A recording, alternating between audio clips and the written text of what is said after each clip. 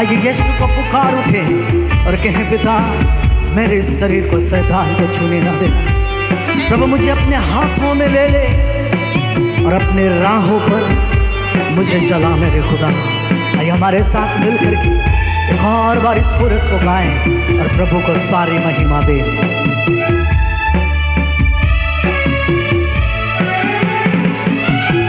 हा हा हा हा लेलुया, हा हा हा लेलुया, हा हा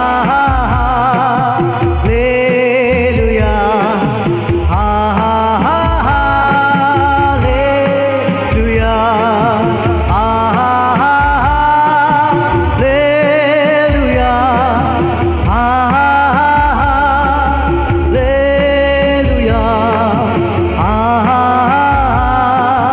लेलुया, हा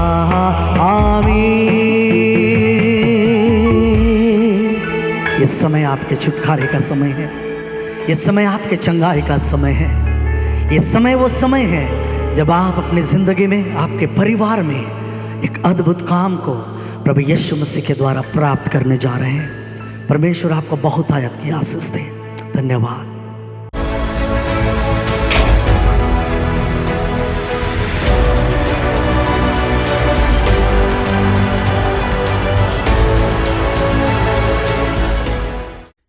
परमेश्वर की स्तुति करना कितनी खुशी की बात है।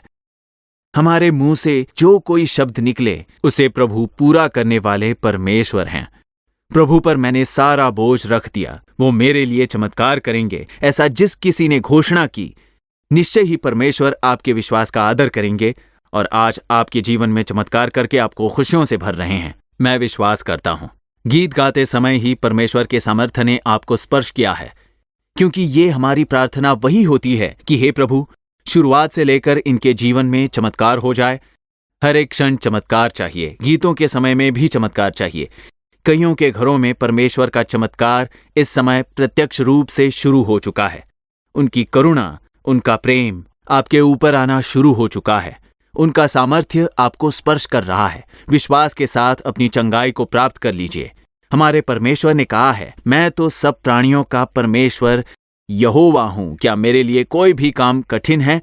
वो करुणामय परमेश्वर हैं जो इस समय आपके लिए खुद आपके पास चलकर आए हैं। इसलिए निश्चय आपके लिए चमत्कार करके आपको खुशियों से भरेंगे, इसमें कोई संदेह नहीं। हर एक अद्भुत पर्व कार्यक्रम में प्रभु चमत्कार करते हैं। बस यहीं पर नहीं, जब से यीशु छुड़ाता है सेवकाई की शुरुआत हुई, छुटकारे का उत्सव और कई अद्भुत पर्व के कार्यक्रम किए हैं और किसी भी सभा में परमेश्वर ने अपना चमत्कार रोका नहीं। जिस किसी देश में जाते हैं, जिस किसी नगर को जाते हैं, जिस किसी गांव को जाते हैं, वहां प्रभु आते हैं और चमत्कार करते हैं।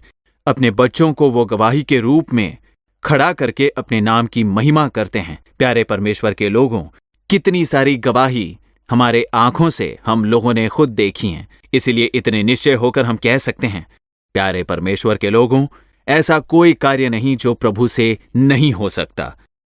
चाहे वो जो कोई क्यों ना हो, किसी भी तरह की बीमारी से ग्रस्त क्यों ना हो, प्रभु पर विश्वास रखकर जब वो मांगता है कि मुझे भी आप चंगा कीजिए, फिर चाहे वो मसीही हो या गैर मसीही हो, वो करुणा के साथ चमत्कार करके अपने बच्चों के आंसू को पोंछ देता है।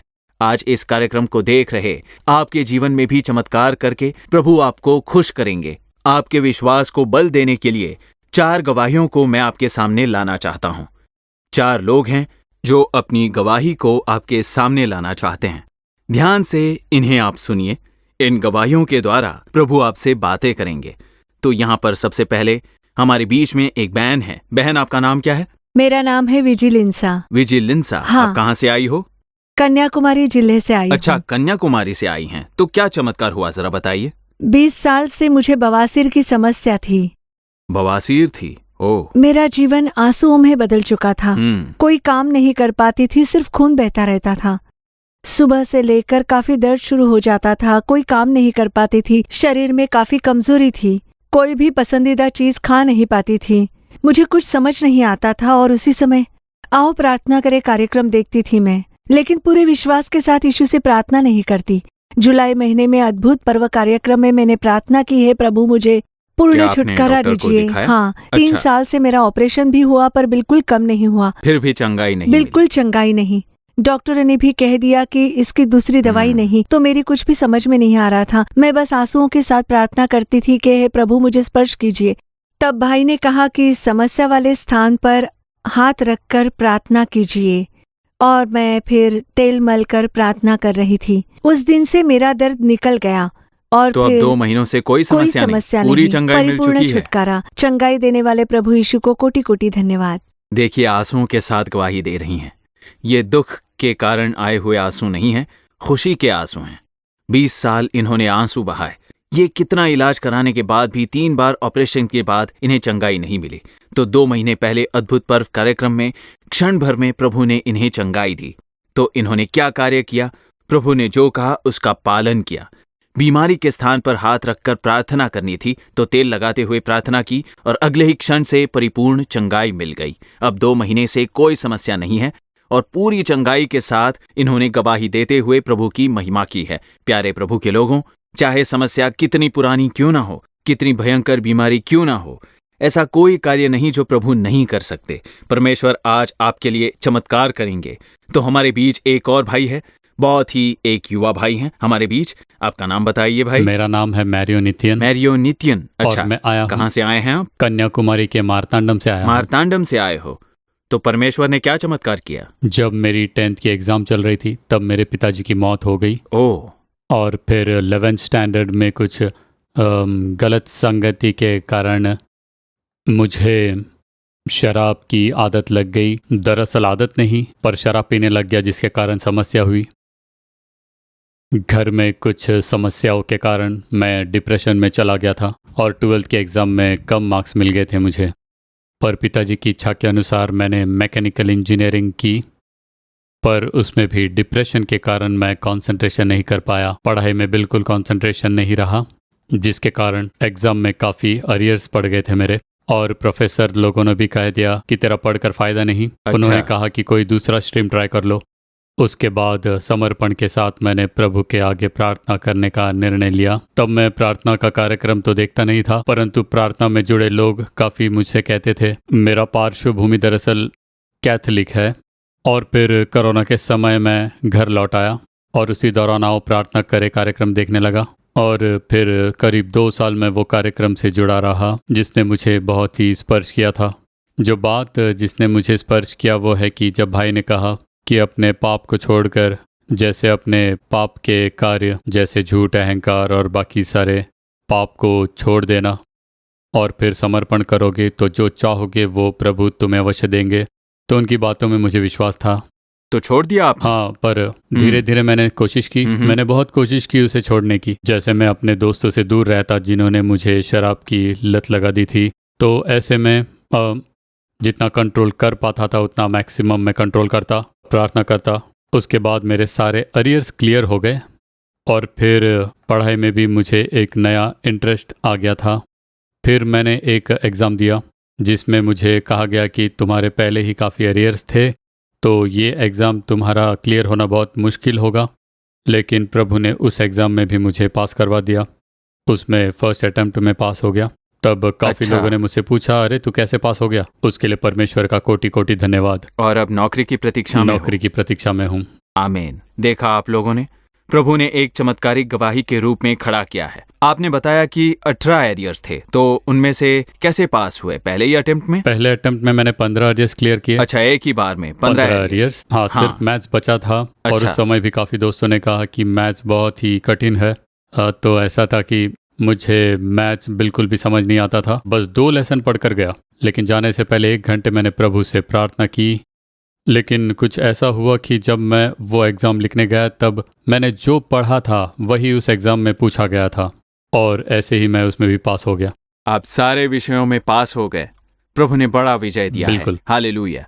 प्यारे प्रभु के लोगों, आज कई युवा साथी इसे देख रहे हैं। आप भी एक हार की स्थिति में, उदासी में रह रहे होंगे। इस भाई की सहायता करने वाले प्रभु आपकी भी सहायता करेंगे। मन की उदासी जो है वो शैतान की ओर से एक युक्ति है। इसके कारण वो हमें पाप में गिरा सकता है। उसे स्थान मत दीजिए। देखें, इन्होंने यीशु को खोजा, भले ही पहले इन्हें पूरा छुटकारा नहीं मिला था। आदत छोटी थी पर फिर आ गई। मनुष्य से संभव नहीं, लेकिन जब इन्होंने परमेश्वर को परिपूर्णता से अपना लिया, प्रभु ने इन्हें उस पाप की आदत से भी छुटकारा दिया। और बस इतना ही नहीं, 18 एरियर्स थे और एक ही अटेम्प्ट में 15 एरियर्स पास होने के लिए और अगले अटेम्प्ट में दूसरे विषयों को पास करने में और आगे चलकर और एग्जाम्स लिखकर आज एक विजय पाए हुए व्यक्ति के रूप में प्रभु ने खड़ा किया है। प्रभु ने आपके लिए एक महिमा युक्त भविष्य रखा है। परमेश्वर बड़े कार्य करेंगे। God bless you. अब आगे एक परिवार हमारे बीच में आए हुए हैं। आपका नाम बताइए ब्रदर। सेल्वराज। सेल्वराज, कहाँ से आए हो आप? सुब्रमण्यपुरम। सुब्रमण्यपुरम, ये कहाँ पर है? तिरुनेलवेली जिला। तिरुनेलवेली जिला। अच्छा, आपके लिए क्या चमत्कार हुआ? हमारी 10 साल से संतान नहीं थी। अच्छा। और कई अस्पतालों में दिखाया, लेकिन संतान नहीं हुई और बहुत पैसे भी खर्च किए, उसका भी कोई नतीजा नहीं आया। और उस समय काफी वेदना दुख में पड़े थे। तब किसी ने कहा कि तुम्हारी पत्नी को दुष्ट आत्मा ने जकड़ा है, अगर आप 10,000 दोगे तो जादू टोना करके मैं सब ठीक कर दूंगा, फिर आपकी संतान होगी। मैंने प्रार्थना की कि मुझे ऐसा कुछ भी नहीं करना है प्रभु। और प्रभु, ये लोग ऐसी बातें क्यों कर रहे हैं? ऐसी मुझे बहुत वेदना हुई। तब वेदना के चलते मैंने रोते हुए प्रार्थना की। बहुत रोया था मैं। हम लोग काफ़ी निराश हो गए थे। कुछ समझ नहीं आ रहा था कि हम लोग आखिर करें क्या। फिर से हमने अस्पतालों में दिखाया, लेकिन उसका भी कोई प्रतिफल नहीं मिला। तब बताया गया कि गर्भ में समस्या है और फिर ये भी अंदेशा था कि गर्भ में पानी भरा हुआ है, जिसके लिए हमने इंजेक्शन भी लगाए, पर कोई फ़ायदा नहीं हुआ। तो जब बहुत व्याकुल होकर निराशा में पड़े थे, उस समय आओ प्रार्थना करे कार्यक्रम देखा। और वो कार्यक्रम देखते समय भाई मोहन ने कहा कि जिन बहनों की संतान नहीं हो रही है वो पेट पर हाथ रखकर प्रार्थना कीजिए। उस समय हमने प्रार्थना की कि हमें संतान चाहिए। प्रभु, आपने कितनों के लिए चमत्कार किया है, हमें भी एक गवाही के रूप में खड़ा कीजिए। ऐसे रोकर प्रार्थना की, क्योंकि हमारा बहुत लोगों ने अपमान किया और जिस किसी ने हमारा अपमान किया उनके सामने हमें गवाही बनकर खड़ा होना था। तो हमें गवाही बनाने वाले प्रभु को कोटि कोटि धन्यवाद। प्रभु की स्तुति हो। लड़का है या लड़की? लड़की है। प्रभु ने लड़की दी है। हालेलुया। देखिए, 10 साल से इनकी संतान नहीं थी। निंदा और अपमान, बहुत कोशिश करने के बाद भी फल नहीं मिला। पर प्रभु की ओर इन्होंने आंसू के साथ देखा। तब प्रभु ने इनके जीवन में चमत्कार किया। इन्होंने हाथ रखकर प्रार्थना की थी और प्रभु ने चमत्कारिक आशीष दी। और एक परिवार के रूप में यहाँ पर अपने बच्चे के साथ आने के लिए प्रभु ने कृपा दिखाई है। प्यारे प्रभु के लोगों, परमेश्वर ने इनके अपमान को बदला है। जिस प्रभु ने इनके आंसू को पोंछ दिया, वो आपके लिए भी करेंगे। देखिए, लोगों ने इन्हें गलत सलाह भी दी थी, लेकिन ये स्थिर रहे। प्रभु के अलावा दूसरे किसी कार्य को हम बिल्कुल भी स्थान नहीं देंगे। ऐसे ये स्थिर खड़े रहे, जिसे परमेश्वर ने देखकर इन्हें आज एक गवाही के रूप में यहां खड़ा किया। आप भी परमेश्वर को थाम लीजिए। परमेश्वर आपके शोक को आनंद में बदल देंगे। God bless you. और आखिर में हम भाई के द्वारा एक गवाही सुनने जा रहे हैं। आइए भाई, आपका क्या नाम है? मेरा नाम है एंथोनी मुथु। एंथोनी मुथु, कहाँ से आए हैं आप? कन्याकुमारी से, सरवल्लुर गांव से मैं आया हूँ। ओ, आज 3 गवाही कन्याकुमारी से।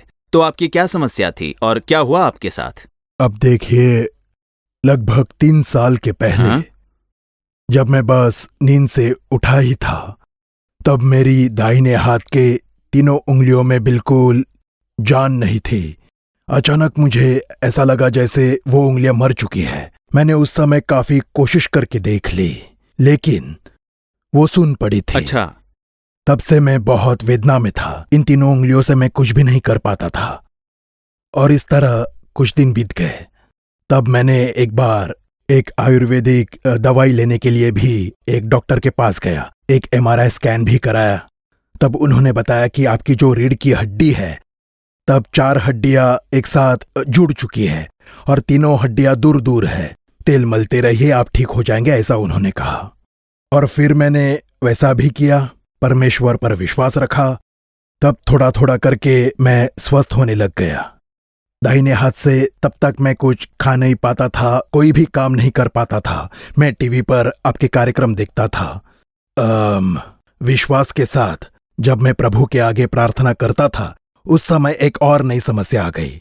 और वो कुछ यूं था कि मैं ठीक से सीधे से खड़ा नहीं हो पाता और चल भी नहीं पाता। जब मैं उठकर खड़ा होता था तो ऐसा लगता था कि मैं बस अब गिरने ही वाला हूं। कोई अगर मुझे देखे तो उन्हें ऐसा ही लगता होगा कि मैं शायद शराबी हूं। मैं बस ऐसे ही हिलता रहता था। ऐसा लगता था कि आगे की तरफ मैं अब गिर जाऊंगा, ऐसा अनुभव करता था मैं। तब मेरे दोस्त के द्वारा एक नंबर मिला और उसके द्वारा मैं एक फिजियोथेरेपिस्ट के पास गया। उन्होंने कहा कि आप MRI निकालिए क्योंकि आपके पैर में समस्या नहीं, शायद आपके गर्दन के भाग में समस्या है, ऐसा कहा। तो आपको चंगाई कैसे मिली? वो कुछ ऐसा हुआ हाँ। कि करीब 2 महीने के पहले आओ प्रार्थना करे कार्यक्रम जब टीवी पर आ रहा था, तब मेरे बेटे ने मेरी पीठ पर हाथ रखकर प्रार्थना अच्छा। की। मैंने भी प्रार्थना की। उस दिन से थोड़ा थोड़ा करके मैंने चंगाई पाली और पिछले 30 तारीख को मैं अपने पैरों से ठीक तरह से चल अब कोई पाया। समस्या नहीं अब है। कोई समस्या नहीं है। पूर्ण चंगाई। अब मुझे कॉलर पहनने की भी जरूरत नहीं पड़ती। परमेश्वर ने मुझे परिपूर्ण आपकी कौन छुटकारा सी दिया उंगलियों है। में समस्या थी? ये उंगली, ये 3 उंगलियां, ये देखिए, ये उंगलियां बस ऐसे ही रहती थी। ये बिल्कुल सीधी नहीं होती थी। और अब मैं इसे ऐसा कर पाता हूँ, हाथ भी मैं जोड़ सकता हूँ। आमीन। पहले मैं हाथ जोड़कर प्रार्थना नहीं कर पाता था, बहुत ही वेदना होती थी, मुझसे तो हस्ताक्षर भी नहीं होता था। लेकिन प्रभु अब ने देखिए, पूर्ण चंगाई ये दी। मेरी उंगलियां बहुत ही चंगी हो चुकी हैं। प्रभु ने परिपूर्ण चंगाई दी है मुझे। आमीन। परमेश्वर की स्तुति हो। आमीन। उनकी उंगलियां मुड़ चुकी थीं और डॉक्टर भी कुछ नहीं कर पा रहे थे। तब प्रभु ने इन्हें चमत्कारिक रूप से चंगाई दी। तो अब भाई मोहन सी लैजरस आकर प्रभु का संदेश देंगे और फिर आपके आशीष के लिए प्रार्थना करेंगे।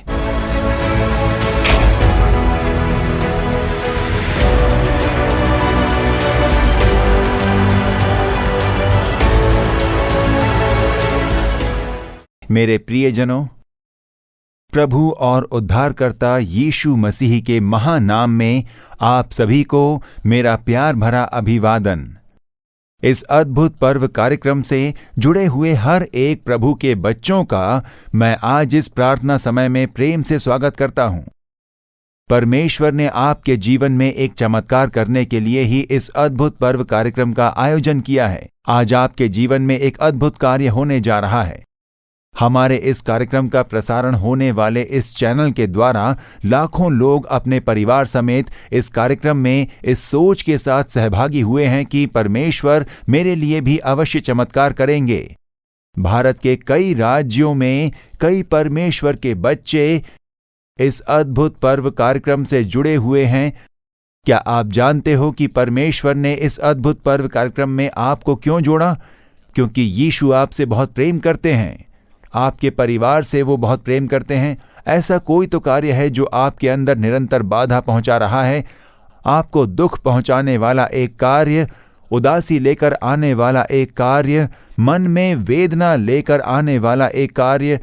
हो सकता है कोई बीमारी हो, या शैतान की ओर से कोई संघर्ष का कार्य हो, या फिर कोई जरूरत की बात, या फिर आपकी पारिवारिक समस्या हो सकती है, या फिर एक कमी को लेकर एक सोच कि मेरी कोई भी संतान नहीं है अब तक।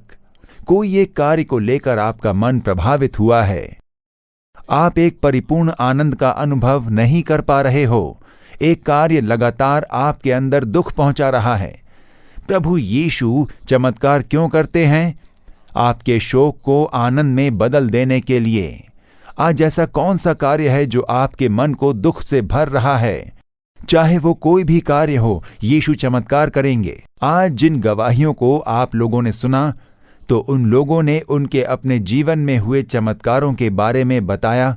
एक जवान युवक जो पाप में गिर चुका था और उसे छोड़ नहीं पा रहा था, हार और धोखा मिला।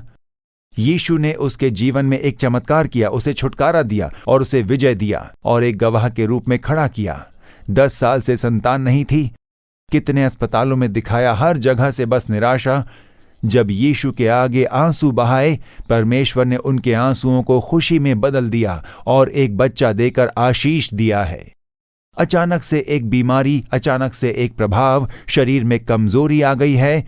अब कैसे जीवन जिया जाए, ऐसा ही एक प्रश्न चिन्ह। तो देखिए, प्रार्थना के समय एक छोटे बच्चे ने प्रार्थना की है और परमेश्वर ने अद्भुत छुटकारा दिया है। वही यीशु, पाइल्स की बीमारी एक दर्दनाक बीमारी में से है, पाइल्स की बीमारी को एक विपत्ति कहा जा सकता है। 20 साल से वो पीड़ा में थी, पर बस एक दिन जो आंसुओं के साथ प्रार्थना की, उस प्रार्थना को सुनकर प्रभु ने स्पर्श करके चंगाई दे दी। आज आपकी समस्या क्या है? आपको किस कार्य में चमत्कार चाहिए? यीशु चमत्कार करके आपके शोक को आनंद में बदल देंगे, और उसी लिए तो ये अद्भुत पर्व कार्यक्रम है।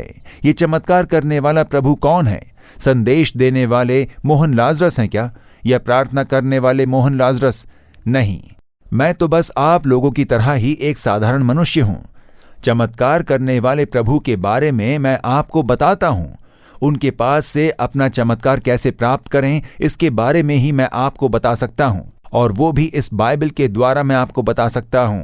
मेरे आदर्श और मेरे सिद्धांत को मैं आपके सामने नहीं बताता हूं, क्योंकि मनुष्य के सिद्धांत और आदर्श का कोई फायदा नहीं। सुनने में तो वो सब अच्छे लगते हैं, लेकिन उनसे आशीष नहीं पाया जा सकता। पर मैं जो आपको बताता हूं वो प्रभु का वचन है। ये प्रभु के वचन हैं जो बाइबल में लिखे हुए हैं। उनके वचन को मैं आपको बताकर, प्रभु से जब मैं प्रार्थना करता हूं तब यीशु चमत्कार करते हैं। आपने जितने भी गवाहियां सुनी, उसका और मेरा कोई भी संबंध नहीं है। मैं चमत्कार कैसे कर सकता हूं? मैं तो एक सिर दर्द का भी इलाज नहीं कर पाऊंगा, लेकिन यीशु चमत्कार करने वाले प्रभु हैं। वो आपको समझने वाले प्रभु हैं, आपकी समस्याओं को समझने वाले प्रभु हैं। इसलिए तो वो आज आपके घर में खुद आए हैं। पहले तो सभाओं का आयोजन होता था बड़े बड़े मैदानों में, और वहां पर लोग जाया करते थे, पर आज प्रभु का हम पर के प्रेम के कारण वो कहते हैं, तू घर में बैठ, मैं तुझसे मिलने आता हूं। ऐसा वो खुद आपके घर में आए हैं। आप जहां पर भी इस समय हो, वहां पर यीशु उपस्थित हैं। आप पूछ सकते हो कि ये कैसे संभव है? पवित्र शास्त्र में यीशु एक कार्य को बताते हैं, जहां 2 या 3 मेरे नाम पर इकट्ठा होते हैं, यीशु के नाम में, जहां मेरे नाम में प्रार्थना होती हो, वहां मैं उनके बीच में होता हूं।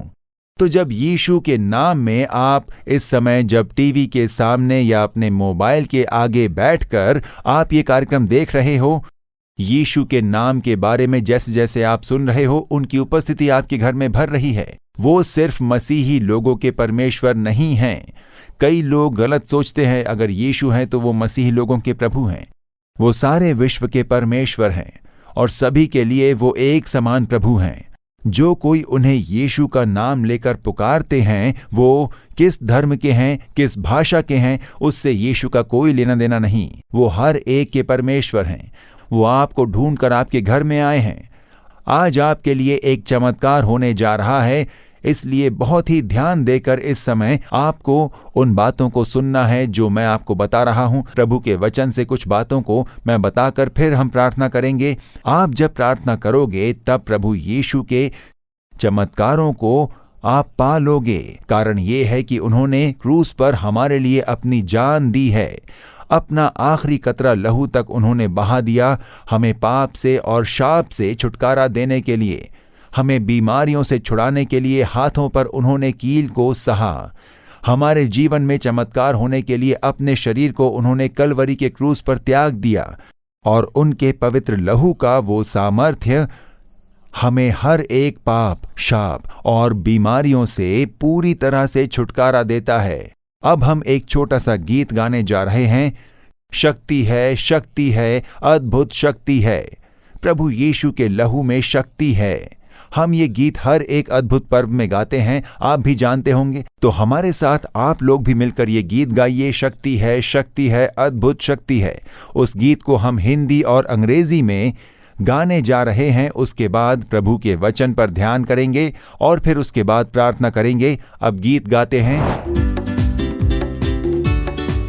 शक्ति है, अद्भुत शक्ति है लहू में, लहू में शक्ति है, अद्भुत शक्ति है यीशु के लहू में है।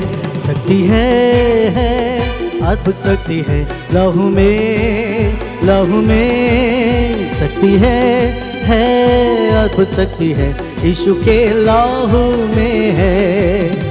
There is power, power, wonder-working power in the blood of the Lamb. There is power, power, wonder-working power in the precious blood of the Lamb. There is power, power, wonder-working power in the blood of the Lamb. There is power, power, wonder-working power in the precious blood of the Lamb.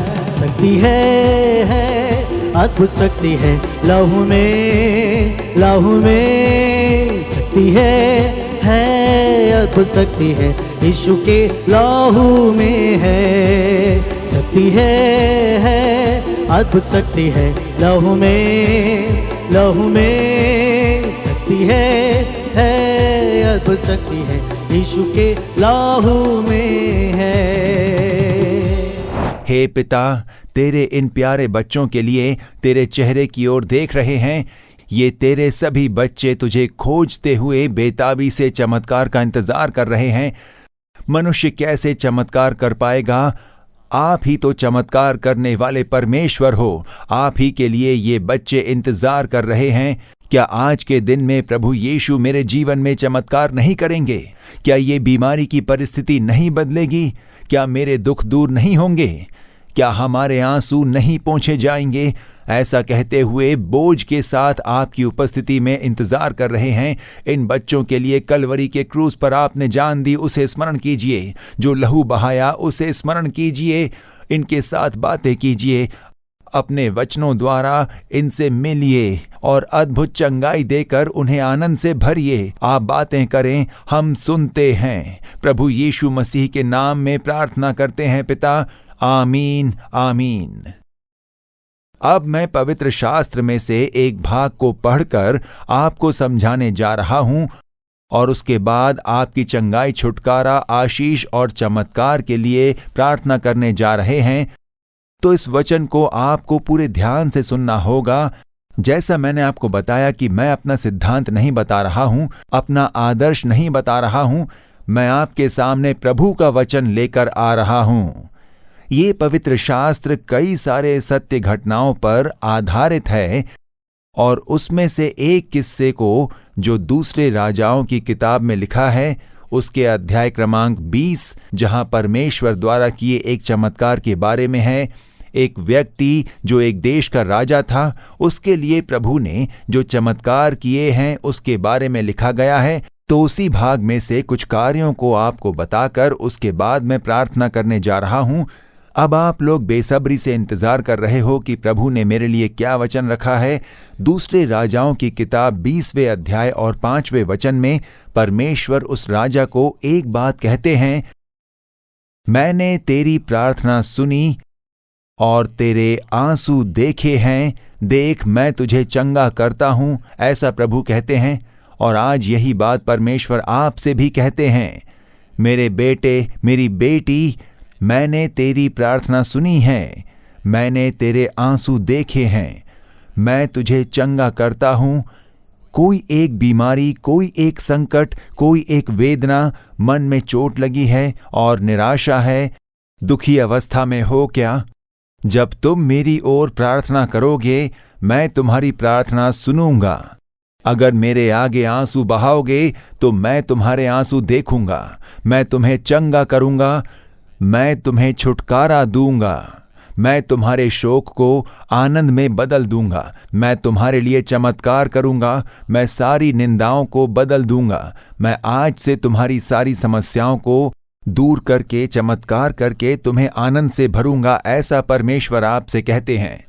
जब इस विषय को आप Bible में पढ़ते हो तब देखिए, हिजकिय्याह नाम के एक राजा थे। वो इज़राइल देश के राजा थे और वो इज़राइल पर शासन कर रहे थे। देखिए, एक देश के राजा थे वो, और उस राजा ने बीमार होकर खटिया पकड़ ली थी, ऐसा वचन में लिखा गया है। पहले वचन में हिजकिय्याह ऐसा रोगी हुआ कि मरने पर था। जब एक देश का राजा बीमार हो जाता है तब जरा सोचिए कि उनके इलाज के लिए किन किन तरह के प्रबंध किए गए होंगे। उस राजमहल के लिए अलग से वैद्य होंगे, मतलब जैसे निजी तौर पर उस राजा और उसके परिवार के लोगों का इलाज करने के लिए राजमहल के वैद्य के रूप में उन दिनों में वैद्य हुआ करते थे। तो जब राजमहल में किसी की तबीयत खराब हो तो वो दौड़ कर आते थे। वो लोग बहुत ही मशहूर और उच्च स्तर के डॉक्टर रहे होंगे। तो निश्चय ही उस राजा का भी इलाज उन लोगों ने किया होगा, पर उनसे चंगाई संभव नहीं हो पाई। शायद राजा को यह भी बताया गया कि इस शहर में एक इनसे भी बड़े डॉक्टर हैं, शायद उन्हें बुला लिया जाए तो आपको चंगाई मिल जाए। तो जब एक देश का राजा खुद बीमार हो जाए, तब जहां कहीं भी नामी गिरामी डॉक्टर्स हों, उन लोगों को निश्चय ही वहां पर बुला लिया जाता था। हमारे देश में जब कोई मुख्यमंत्री ही बीमार पड़ जाए तो उनके इलाज के लिए अमेरिका से डॉक्टर्स को बुलाया जाता है, जापान से बुलाया जाता है, उनकी जान को बचाने के लिए। उन दिनों में जब राजाओं का शासन हुआ करता था तो वही उस देश के प्रमुख थे। तो उस देश में जो मशहूर डॉक्टर्स हुआ करते थे उन्हें बुला लिया जाता था और राजा का इलाज किया जाता था, पर इनकी बीमारी को चंगा नहीं कर पाए। तो जैसा यहां पर लिखा है, हम देखते हैं कि राजा मरने पर था, दवाइयों से इलाज नहीं हो सकता था। ऐसा हम लोग देखते हैं। तो किस तरह की बीमारी उनमें थी ये देखें तो 7वें वचन में लिखा गया है कि उन्हें फोड़े आ गए थे। अंग्रेजी में एक गांठ समान बॉयल ऐसा कहा गया है। यहां भी जैसे लिखा है कि फोड़े, वैसी एक फोड़े वाली बीमारी उन्हें लग गई थी। बाइबल के एक और भाषांतरण में लिखा गया है कि ये एक कैंसर था। वो शब्द वहां पर लिखा गया है, मतलब सब कुछ खत्म, उनका जीवन समाप्त हो गया। ऐसी बीमारी थी जिससे उन्हें बिल्कुल बचाया नहीं जा सकता था। तो वैसी एक बीमारी से एक देश का राजा ग्रस्त हुआ, तब कोई भी चिकित्सा काम नहीं आई और इतने बड़े और प्रधान ओहदे में रहने वाले एक देश के राजा का कोई इलाज नहीं हो पाया। ऐसी एक स्थिति आ गई थी। तो मेरे प्रियजनों, हो सकता है आज आप वैसी एक स्थिति में फंसे हुए हों। कितने पैसे खर्च हो गए, बहुत से डॉक्टरों को देख लिया गया, कितने पैसे खर्च कर लिए, कितनी कोशिशें कर ली और डॉक्टरों को दिखाया, लेकिन इस कार्य में एक चंगाई नहीं मिल पाई, छुटकारा नहीं मिला है। ये भलाई का कार्य क्यों नहीं हुआ? इस तरह सोचते हुए आप एक उदासी भरा जीवन आज जी रहे हो क्या? हिजकिय्याह का भी शायद वैसा ही हो। उसने सोचा होगा कि मैंने ऐसा क्या पाप कर दिया, मैं तो परमेश्वर से प्रेम करता हूं, उन पर मेरा विश्वास है, तो मेरे साथ ऐसा क्यों हुआ? ऐसा कईयों के मन में एक प्रश्न उठता रहता है। राजा हिजकिय्याह के लिए भी उन्होंने ऐसा कौन सा पाप कर दिया होगा जिसके कारण उनकी स्थिति मृत्यु तक पहुंच गई। पवित्र शास्त्र में 2 राजा और 18वें अध्याय में इस हिजकिय्याह राजा के बारे में एक बहुत बढ़िया गवाही दी गई है। 18वां अध्याय 3 वचन जब हम पढ़ते हैं, जो यहोवा की दृष्टि में ठीक है वैसा ही उसने भी किया। प्रभु परमेश्वर की नजरों में जो भी सही होता है वही करने वाले और प्रभु का भय रखने वाले व्यक्ति थे। और उसी तरह जब आप 5वां वचन पढ़ते हो, तब वो इज़राइल के परमेश्वर यहोवा पर भरोसा रखता था। वो परमेश्वर को ही अपना भरोसा मानते, प्रभु काफी हैं, उस तरह का एक विश्वास था उनके अंदर। और 6ठे वचन में लिखा है, जो आज्ञाएं यहोवा ने मूसा को दी थी उनका वो पालन करता था। परमेश्वर से वो दूर नहीं हुए। अब मैं एक राजा बन गया हूं, अब परमेश्वर से मेरा कोई लेना देना नहीं, मैं अपनी मन मर्जी जीवन जी लूंगा, ऐसा उन्होंने नहीं किया। और परमेश्वर से वो दूर नहीं हुए, उनके संग्रह और उनकी आज्ञाओं का पालन करने वाले एक व्यक्ति थे। तो क्यों उन्हें ये बीमारी लग गई थी? यही कईयों के मन में प्रश्न उठता है। मैं तो परमेश्वर का भय मानता हूं, उनकी आज्ञाओं का पालन भी करता हूं, प्रार्थना करता हूं, तो मेरे साथ ऐसा क्यों हुआ है? ऐसी एक बात हमारे मन को कचोटती रहती है। कुछ एक बात हम समझ नहीं पाते, इसलिए सभोपदेशक में कहा गया है कि जैसे दुष्ट के साथ होता है उसी तरह धर्मी के साथ भी होता है, ये सभी व्यर्थ है। ऐसा हम पवित्र शास्त्र में पढ़ते हैं। हम सांसारिक जीवन में वैसा ही तो देखते हैं कि जैसा एक दुष्ट के साथ होता है वही तो धर्मी के साथ भी होता है। यही विचार कईयों के मन में एक उदासी को भर देती है। तो उसी प्रकार जब ये हिजकिय्याह बीमार पड़ गए थे, जो परमेश्वर का भय मानकर चलने वाले एक व्यक्ति थे, काफी विचार आए होंगे उनके मन में कि क्यों मुझे कोई भी चंगा नहीं कर पा रहा है, मैं इस तरह मरने पर हूं और वेदना में पड़ा हुआ हूं। तो उनके शरीर में फोड़े के कारण वो वेदना में पड़े हैं, वो उठकर चल फिर भी नहीं पाते हैं। मौत की शैया पकड़ ली थी उन्होंने। वहां पर एक बहुत बड़े भविष्यवक्ता हैं, यशायाह नाम के एक बहुत बड़े भविष्यवक्ता हैं। प्रभु परमेश्वर के जन हैं, वो उनके पहचान के भी हैं और परमेश्वर से दर्शन पाए हुए हैं। अब यशायाह आते हैं यशायाह आते हैं जो एक भविष्यवक्ता हैं। अब उस भविष्यवक्ता को परमेश्वर भेजते हैं, और किस लिए भेजते हैं? चंगाई देने के लिए नहीं भेज रहे। देखिए, इसलिए परमेश्वर के कुछ कार्य अचरज कर देने वाले होते हैं। परमेश्वर के अद्भुत कार्य, परमेश्वर यशायाह नामक भविष्यवक्ता को भेजकर हिजकिय्याह को चंगा कर दे, ऐसा नहीं भेज रहे। पर परमेश्वर उनसे क्या कहकर भेजते हैं कि हिजकिय्याह के जीवन के दिन खत्म हो रहे हैं, वो मरने पर है और मैं उसे ऊपर उठा लेने वाला हूं। उसके घर के सभी कार्य सही करने के लिए बोल। उसके मरने से पहले बीवी, बच्चे, परिवार के कार्य, राजकीय कार्य सब कुछ सही करके पूरा करने के लिए बोलना। इस संदेश के साथ परमेश्वर उसे भेजते हैं। कितना आश्चर्य लगता है ना। तो कई बार परमेश्वर ऐसा भी कहते हैं, बस खत्म हुए, उसके जीवन के दिन अब समाप्त हो गए हैं। तो वो संदेश देते समय जब वो संदेश लेकर कोई आता है, उसके मन में काफी उदासी होती है। मेरी सेवकाई में भी मैंने ऐसी कुछ स्थितियों को झेला है। एक युवा बेटी एक बीमारी से ग्रस्त थी और पीड़ा में थी। तब हमने उसकी चंगाई के लिए प्रार्थना की थी। रोए हम, गिड़गिड़ाए, क्योंकि बस वो एक जवान बच्ची थी। और परमेश्वर ने एक दिन कहा कि मैं उसे उठा लेने वाला हूं, जाकर उसके माँ बाप से कह देना। देखा कितनी कष्टदायक स्थिति थी वो। अगर वो ये कहे कि जाकर कहो कि मैं चंगाई दे रहा तो कह सकते हैं, पर उठा लूंगा ऐसा कह बोले तो कैसे बोलूं? कितना कष्टदायक ये कार्य था ना। यशायाह को भी उतना ही कष्ट हुआ होगा। पर क्या करें, उस माता पिता को बुलाकर मैंने उनसे बातें की। ये परमेश्वर की प्यारी बेटी है, परमेश्वर इसे चंगा कर सकते हैं, पर आप इसे परमेश्वर की इच्छा में सौंप दीजिए। वो समझ गए कि मैं क्या कहना चाह रहा हूं। मैंने साफ तौर पर तुमसे नहीं कहा कि आपकी बेटी मरने वाली है, बस इतना कहा कि परमेश्वर की इच्छा में सौंप दीजिए। अगर वो चंगाई देते हैं तो ले लीजिए, नहीं तो वो परमेश्वर के साथ ही तो रहेगी। माता पिता दोनों ने ये समझ लिया और आंसुओं के साथ समर्पण किया, और उस बेटी को परमेश्वर ने उठा लिया। तो मैंने अपनी सेवकाई में ऐसी स्थिति का भी सामना किया है। सब परमेश्वर के हाथों में है। तब यशायाह को परमेश्वर भेजते हैं कि जाकर कहना कि घर के सभी कामकाज सही कर ले, क्योंकि तू मरने जा रहा है। हिजकिय्याह ने यह सुनकर ऐसा नहीं कहा, ओ अच्छा, मैं अब मरने जा रहा हूं। उन्होंने स्वीकार नहीं किया। तब हिजकिय्याह फूट फूट कर रोया। वचन कहता है, दीवार की ओर मुंह फेर यहोवा से प्रार्थना करके कहा। देखिए, एक देश के राजा, उसने दीवार की ओर मुंह फेर लिया, क्योंकि वहां पर दूसरे मंत्री और ऑफिशियल सब शायद खड़े होंगे। तो इन मनुष्यों से मैं मुंह फेर कर अपने परमेश्वर की ओर देखता हूं, परमेश्वर की ओर मैं मुंह फेरता हूं। ऐसा कहते हुए वो दीवार की ओर फेर कर वो परमेश्वर के आगे रोते हुए एक प्रार्थना करते हैं।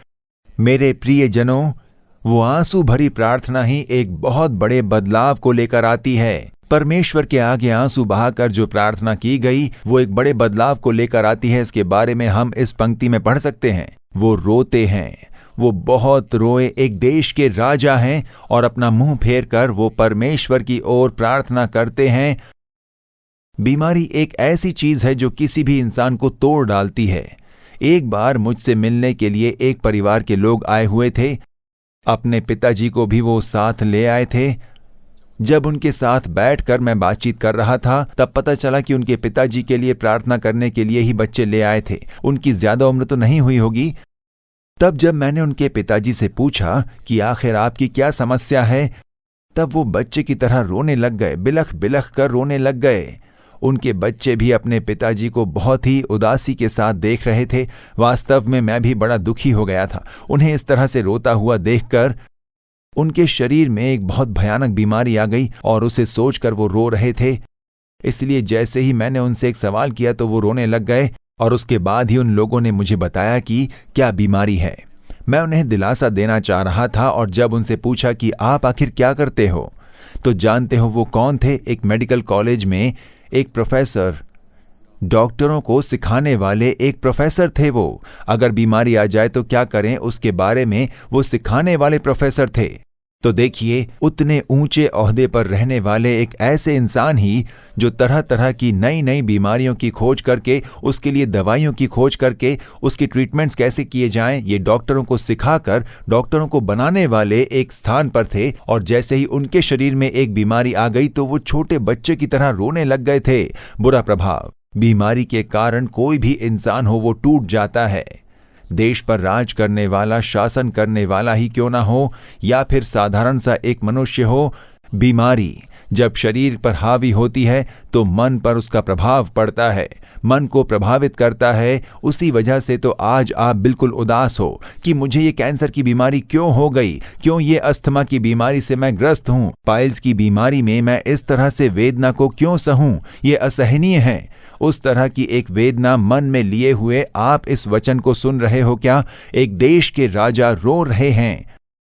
मैंने इसके बारे में सोचा, यशायाह कितने बड़े भविष्यवक्ता हैं, राजा के कितने करीबी थे और परमेश्वर से बातें किया करते थे। वो कह सकते थे कि यशायाह तुम मेरे लिए प्रार्थना करो ताकि परमेश्वर मुझे पूर्ण चंगाई दे दे, पर वो ये नहीं बोले। वही मुझे अचरज हुआ। यशायाह बहुत बड़े भविष्यवक्ता थे, परमेश्वर का दर्शन देखते, प्रभु यीशु के जन्म के बारे में, कुंवारी मरियम के गर्भ में जन्म लेंगे और उनकी मृत्यु कैसी होगी, इसी बात को 600 साल से पहले, यीशु के पैदा होने के 600 साल पहले ही भविष्यवाणी के रूप में लिखा। परमेश्वर से मिलाप करने वाले इतने बड़े भविष्यवक्ता आए हुए हैं। तब उनसे हिजकिय्याह ने यह नहीं पूछा कि मेरे लिए प्रार्थना कीजिए, मेरी चंगाई के लिए परमेश्वर से विनती कीजिए। नहीं, वो खुद प्रार्थना करते हैं, परमेश्वर के आगे रो रहे हैं, परमेश्वर के सामने गिड़गिड़ाते हैं और एक बढ़िया प्रार्थना करते हैं।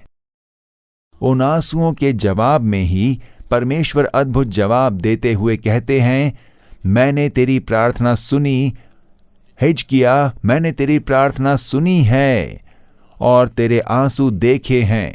तुम मेरे आगे आंसू बहा रहे हो तो तुम्हारे आंसू को मैंने देखा है, मैं तुम्हें चंगा करूंगा।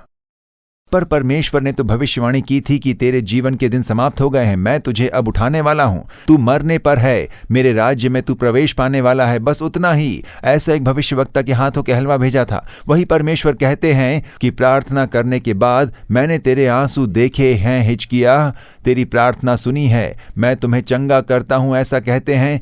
मेरे प्रियजनों, ठीक वही परमेश्वर आज आपसे भी कह रहे हैं, आज मैं तुझे चंगा करने वाला हूं।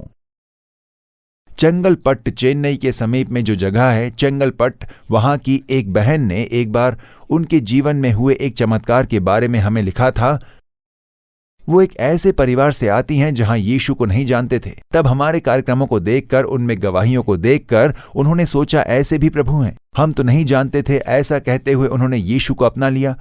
उनकी 12 साल की एक बेटी है, दोनों ने यीशु को अपना लिया और यीशु के आगे आकर प्रार्थना करते। अब उनके पति को ये सब पसंद नहीं था।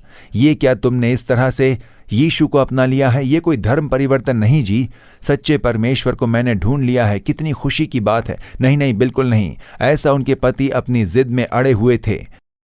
पर एक बार देखिए, वो कुछ बीमार पड़ गए और मृत्यु की शैया पकड़ ली, हाथ पांव ने काम करना बंद कर दिया और वो मरने पर आ गए। कई महीने वो इसी हालत में थे। डॉक्टरों ने भी जवाब दे दिया, उन्होंने कह दिया कि अब कुछ नहीं हो सकता। वो बोले कि एक बहुत ही बुरी दुष्ट आत्मा ने जादू टोना के चलते उन पर ऐसा कार्य किया है कि उनके हाथ और पैर बेजान हो जाएं, ऐसी स्थिति आ गई थी। कई महीने वो वैसे ही थे। फिर एक दिन अचानक से उस रोग की जो तीव्रता थी वो अधिक हो गई और वो मौत की कगार पर आ गए। बस अब थोड़ी ही देर फिर वो मर जाएंगे, ऐसी एक स्थिति पर वो आ गए। सांसें ऊपर चढ़ रही थी। बस वो माँ और बेटी, उनकी समझ में नहीं आ रहा था कि क्या करें। बस एक ही बात उन्होंने कहा कि भाई ने अपने उस कार्यक्रम में बताया था कि अगर कोई संकट है, कोई ज़रूरत है तो प्रभु के दास की खोज मत कीजिए, बस यीशु की खोज कीजिए, वही तुरंत चमत्कार करेंगे। ये बात उन्हें तभी याद आई।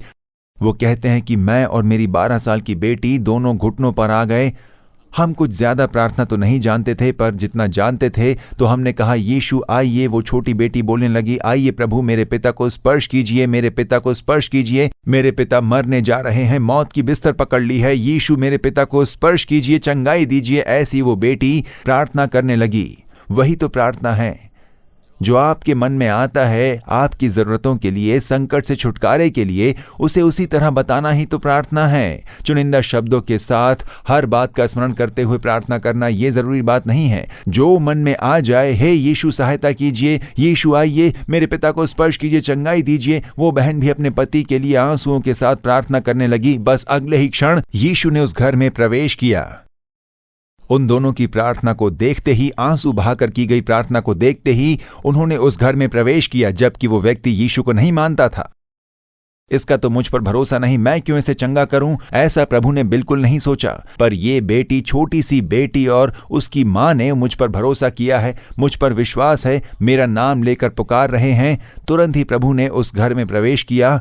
प्रभु का सामर्थ्य उस बिस्तर पर उतर आया। अगले ही पल मौत की स्थिति बदल चुकी थी। तुरंत छुटकारा, हाथ पैर ने काम करना शुरू कर दिया। 100% चंगाई। वो उठकर बैठ गए बिस्तर पर और कहने लगे, यीशु आए, उन्होंने मुझे स्पर्श किया और चंगाई दे दी। 100% चंगाई। बस कुछ ही क्षण में उनकी मौत की परिस्थिति पूरी तरह से बदल चुकी थी। तो ये कैसे संभव हुआ? उस बच्ची ने और उसकी मां ने यीशु को पुकारा। उन्होंने प्रभु के दास को नहीं खोजा। देखिए, हिजकिय्याह ने भी यशायाह भविष्यवक्ता के आगे ये नहीं कहा कि मेरे लिए प्रार्थना करो। उन्होंने अपना मुंह दीवार की ओर फेर लिया और परमेश्वर से प्रार्थना की। अगर मुझे यीशु से प्रार्थना करना है तो वो आखिर हैं कहां पर? बस आपके पास ही हैं, आपके घर के अंदर। वो प्रभु हैं, परमेश्वर हैं, आकाश और पृथ्वी के सृष्टिकर्ता। वो पवित्र ऐसे परमेश्वर हैं, अपनी सांसारिक आंखों से उन्हें देख नहीं पाएंगे, पर उनकी उपस्थिति का एहसास कर पाओगे, उनके स्पर्श का एहसास कर पाओगे।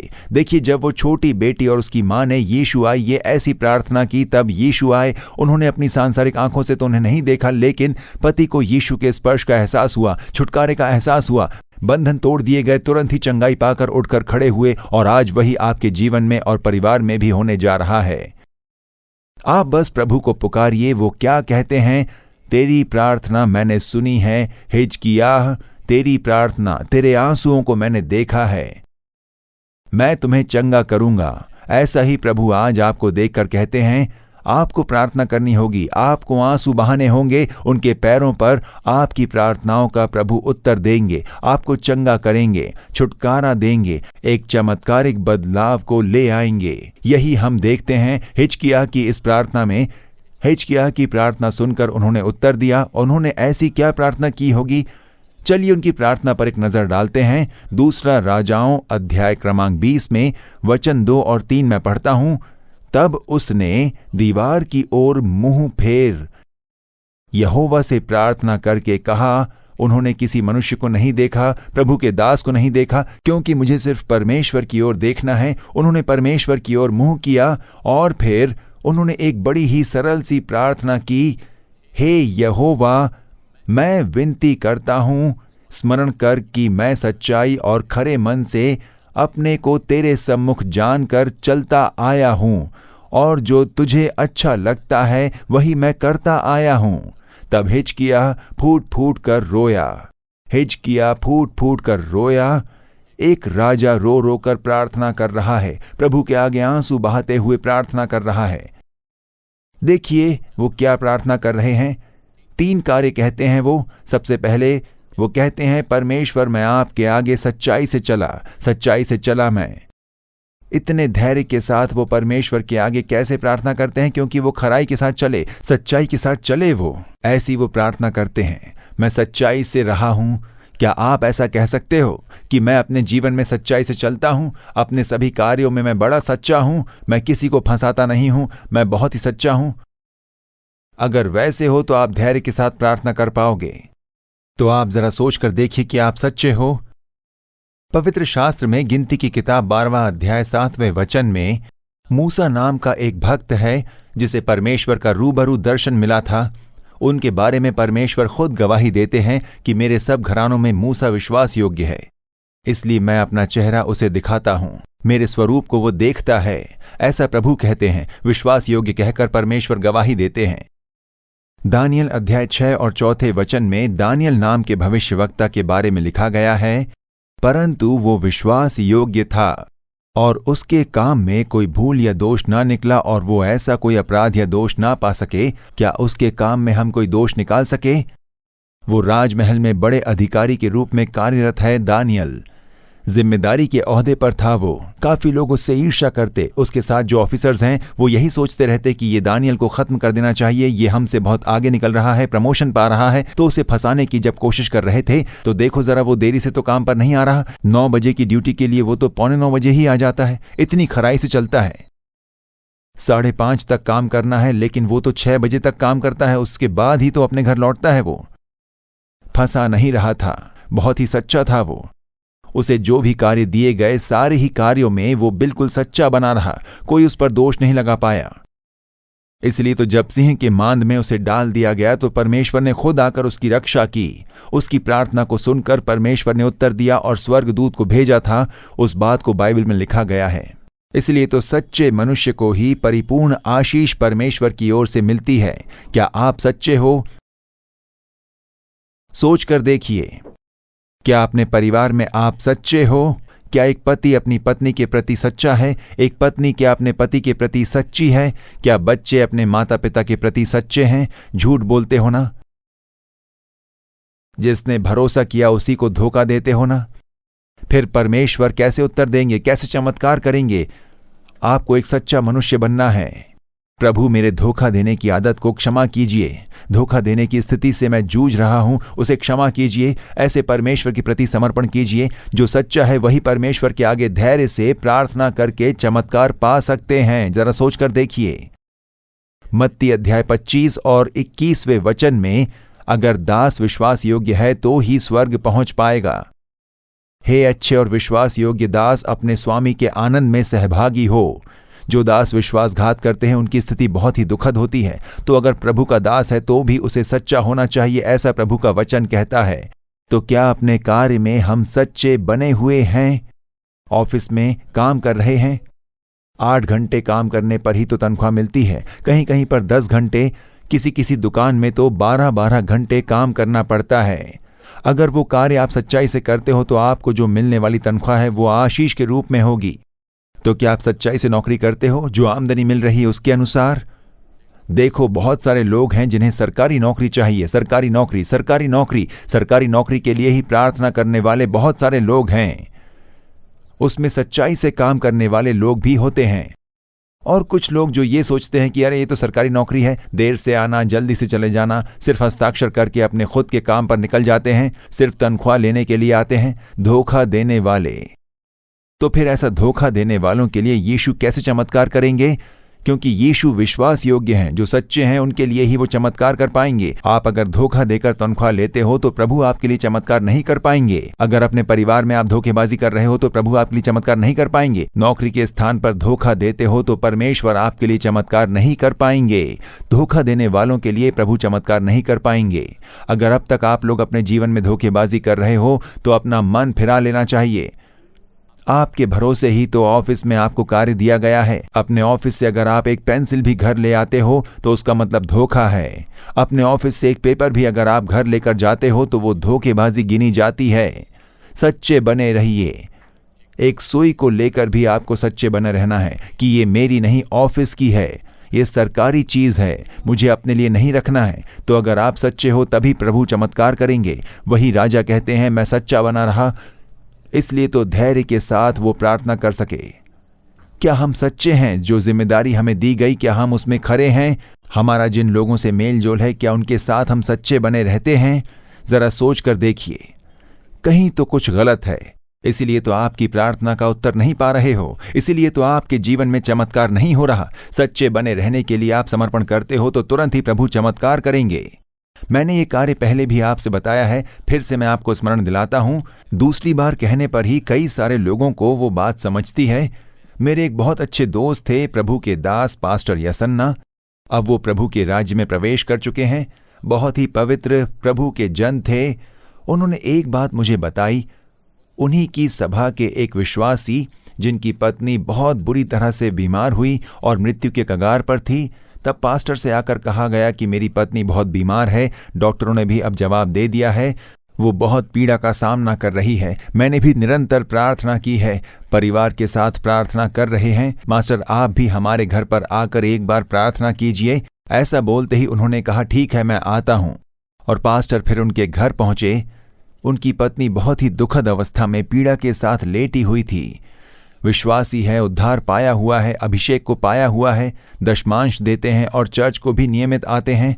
तो हमारे चर्च के विश्वासी हैं, इसके लिए उनके घर वो प्रार्थना करने गए। वहां उनके सिरहाने पर जाकर उन्होंने घुटनों पर आकर परमेश्वर की ओर देखकर प्रार्थना की, हे प्रभु, आपकी बेटी इतनी पीड़ा में है, इसे चंगाई दीजिए। ऐसी प्रार्थना करने के लिए उन्होंने आंखें बंद की तो उनके आगे एक चपाती का पैन आकर रुक गया।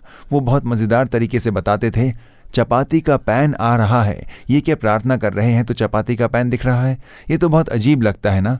तो उन्होंने तुरंत आंखें खोल दी, ये सोचकर कि ऐसा क्यों आ रहा है। चलो ठीक है, फिर से प्रार्थना करनी शुरू की तो फिर से चपाती का पैन दिख रहा है। तब वो परमेश्वर से पूछने लगे कि प्रभु ये क्या है? प्रभु ने कहा तुम खुद उनसे ये क्यों नहीं पूछते? तो तुरंत उन्होंने उस भाई से पूछा कि भाई, आपकी पत्नी के लिए जब मैं प्रार्थना कर रहा हूं तो आंखों के आगे चपाती का पैन आ रहा है। इसमें कुछ एक कार्य छिपा है। परमेश्वर बार बार ये बता रहे हैं, आप ही बताइए कि क्या बात है, ऐसा उन्होंने पूछा। तब वो भाई साहब को एक बहुत बड़ा शौक लग गया जैसे। उनकी पत्नी भी ये सुनकर पूरी तरह से हिल गई। तब उन्होंने कहा, मैंने इसके बारे में अपनी पत्नी को समझाया लेकिन उसने कभी मेरी बात नहीं मानी। क्या भाई, चपाती पैन में इतना बड़ा क्या रहस्य छिपा है? ऐसा उन्होंने फिर से उस भाई से पूछा। तब उन्होंने कहा कि वो दिल्ली में रहते थे, उत्तरी क्षेत्र में जो उत्तर भारत में है, वहां पर जाकर एक शहर में वो लोग रहा करते थे। वो वहां पर रुके थे क्योंकि वहां उनकी नौकरी थी और फिर रिटायर होने के बाद ही वो अपने गांव लौटे। तो जब वहां पर वो कई दिन थे तो आसपास में जो नॉर्थ इंडियंस लोग थे उनसे अच्छी खासी पहचान थी उनकी। तो उस क्षेत्र में ज्यादा करके चपाती ही बनाकर खाते थे। इन्होंने कई पैन को ट्राई किया लेकिन इनकी चपाती कुछ ठीक नहीं आती।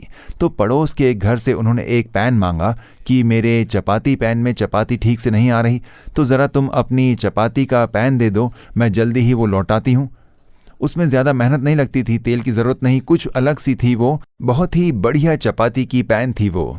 तो वो उस पैन का उपयोग कर रही थी। कुछ हफ्ते निकले, कुछ महीने निकल गए, वही इस्तेमाल किया, लेकिन उसे उन्होंने लौटाया नहीं। उधार की चीज़ को लौटाना ज़रूरी है ना, भरोसे के साथ दिया था आपको। अब जब वो रिटायर होने वाले थे और वहाँ से वो आंध्रा को लौटने वाले थे, आंध्रा के थे वो, तो जब लौटते समय सामान को पैक करवाया जा रहा था तब उस औरत ने वो चपाती का पैन भी पैक करवा दिया, उनकी पत्नी ने। तब उनके पति ने कहा, अरे ये तो हमारे पड़ोसी का है, उन्हें तो ये लौटाना चाहिए, है कि नहीं? हमें तो कुछ ही समय के लिए दिया था, इसे लौटाना चाहिए ना। अरे आप चुप बैठिए, कितने महीने हो गए, वही शायद भूल गए होंगे, आप क्यों इसे दोबारा याद दिला रहे हो? ऐसा पैन मिलना बहुत ही मुश्किल है, इसे ले चलते हैं। नहीं, हम उन्हें बता देते हैं, शायद वो हमें ये दे दें। नहीं नहीं, ऐसा वो नहीं देंगे, वो तो शायद इसे भूल ही गए होंगे, वो दूसरा ले लेंगे। ऐसा कहते हुए उन्होंने अपने पति की बात नहीं मानी। पति ने समझाया कि नहीं, इसे लौटा देते हैं या उन्हें बता देते हैं। तब पत्नी ने कहा, नहीं नहीं, उन्हें बताने की जरूरत नहीं, और पैक करके ले आ गए। इस विषय में उस पति पत्नी के बीच एक बहुत बड़ी बहस भी हुई थी। अब जो वो इस बीमारी की हालत में वेदना झेल रही थी, तब प्रभु देखिए क्या दिखा रहे हैं, चपाती के पैन में क्या रखा है, ये तो मामूली सी बात है ना, पर वो एक धोखेबाजी है। आप पर भरोसा रख कर ही तो उन्होंने पैन दिया था, आपने उन्हें फंसा दिया। एक परिवार जिसने आप पर भरोसा किया, उनसे मांगा होता तो शायद दे दिया होता। उनसे जाकर अगर कहा होता कि हमारे वहां पर साउथ में, आंध्रा में ऐसे पैन नहीं मिलते, क्या मैं इसे ले लूं, तो शायद उन्होंने वो दे दिया होता। लेकिन उन्होंने फंसाकर उसे छुपाते हुए लेकर आ गए। उन्होंने भरोसे के साथ दिया होगा ना। तो देखिए, सच्चाई नहीं थी। हम सोचते हैं कि ये तो बहुत ही मामूली सी बात है, ये बहुत ही साधारण है, पाप को। ऐसा सोच सोच कर ही देखिए आज इस देश की क्या हालत हो चुकी है। करोड़ों रुपए का रिश्वत लेना भी कोई बड़ी बात नहीं है, ऐसी एक सोच इंडिया में आ गई है। क्योंकि लालच की वजह से रकम को बढ़ाते बढ़ाते रिश्वत लेते हैं, 5 से लेकर 10, फिर 15, फिर 20, आज करोड़ों रुपए रिश्वत लेने के लिए, फिर चाहे वो मंत्री हो या अधिकारी हो, उसे लेकर उनमें कोई बोध नहीं होता। और क्यों? सच्चाई से चलने के लिए किसी के मन में आज जगह नहीं है, वो आपकी प्रतिभा है। सभी तो ले रहे हैं, मंत्री लेते हैं, शासन करने वाले लेते हैं। हम भी अगर ऐसा रहे तो ही जी पाएंगे। लोग ऐसे विचारों पर ही चल रहे हैं आज, पर परमेश्वर आप पर ध्यान रखे हुए हैं। इसलिए तो आज बीमारी, संकट, क्लेश, परेशानियां, समस्याएं, गरीबी, इसमें देश पूरी तरह से डूब चुका है और कई लोग इसके बोझ तले दबे हुए हैं, क्योंकि लोगों में सच्चाई नहीं है। अपने जीवन को सोच कर देखिए, आप लोग, प्रार्थना का उत्तर क्यों नहीं आ रहा? प्रार्थना के बाद भी आप में बदलाव क्यों नहीं आ रहे? कहीं तो भी सच्चाई की कमी महसूस हो रही है। अगर आप चाहते हैं कि प्रभु आज आपसे बातें करें, तो जो लौटाना है उसे लौटा दीजिए। एक चपाती के पैन को लेकर ही अगर प्रभु इस तरह से न्याय करते हैं, तो दूसरों की जमीन जायदाद पर नजर रखने वाले, लालच के कारण दूसरों का धन हथिया लेने वाले, दूसरों की चीजों को अपना बना लेने के लिए अपने अधिकार का दुष्प्रयोग करते हुए जब ले लेते हो, तो वो कितना भयंकर एक पाप है। हर एक बात को एडजस्ट करके चलने वाले प्रभु नहीं हैं हमारे परमेश्वर बहुत ही पवित्र हैं। सच्चाई। हिजकिय्याह प्रार्थना करते हैं, मैं तो सच्चाई से था। क्या आप लोग आज सच्चे हो? धैर्य से प्रार्थना कर सकते हो? नहीं तो कहिए, प्रभु आज मुझे क्षमा कीजिए, जिसे लौटाना है उसे लौटा दीजिए। ऑफिस से जो कुछ ले आए हैं उसे ऑफिस में तुरंत लौटा दीजिए। अगर आप काम पर ध्यान नहीं देते हो, धोखेबाजी के साथ तनख्वाह ले रहे हो, तो मन फिराकर समर्पण कीजिए। अपना पसीना बहाते हुए, मेहनत करते हुए जो आप तनख्वाह पाते हो वही आपके लिए आशीष ठहरेगा। एक आलसी की तरह बस यही बैठते हुए, कोई काम नहीं करते हुए आप तनख्वाह लोगे तो आप धोखा दे रहे हो उस संस्था को और सरकार को। सच्चाई नहीं है। तो ऐसों की प्रार्थना सुनकर परमेश्वर कैसे चमत्कार कर पाएंगे? इसलिए ध्यान दीजिए। इसके आगे और एक कार्य कहते हैं जब वो प्रार्थना करते हैं, स्मरण कर कि मैं सच्चाई और खरे मन से अपने को तेरे सम्मुख जानकर चलता आया हूं। खरे मन से, कि मैं खरे मन से चलता आया हूं। परमेश्वर के आगे कितने धैर्य के साथ कहते हैं कि मैं सच्चाई और खरे मन से चलता आया हूं। इसलिए तो परमेश्वर तुरंत उनकी प्रार्थना का उत्तर देते हैं, मैंने तेरी प्रार्थना सुन ली है हिजकिय्याह। वैसे प्रार्थना की थी उन्होंने खरे मन से। खरे मन का क्या अर्थ है? उत्पत्ति 17वां अध्याय और पहले वचन में कहा है, अब्राहम नाम के एक परमेश्वर के दास को परमेश्वर ने दर्शन दिया और उससे कहा, अब्राहम मेरी उपस्थिति में चल और सिद्ध होता जा। मैं सर्वशक्तिमान ईश्वर हूं, मैं तुझे आशीष देता हूं, लेकिन तुझे सिद्ध होना चाहिए। प्रभु कहते हैं कि मेरी उपस्थिति में चल और सिद्ध होता जा। ऐसा वो कहते हैं।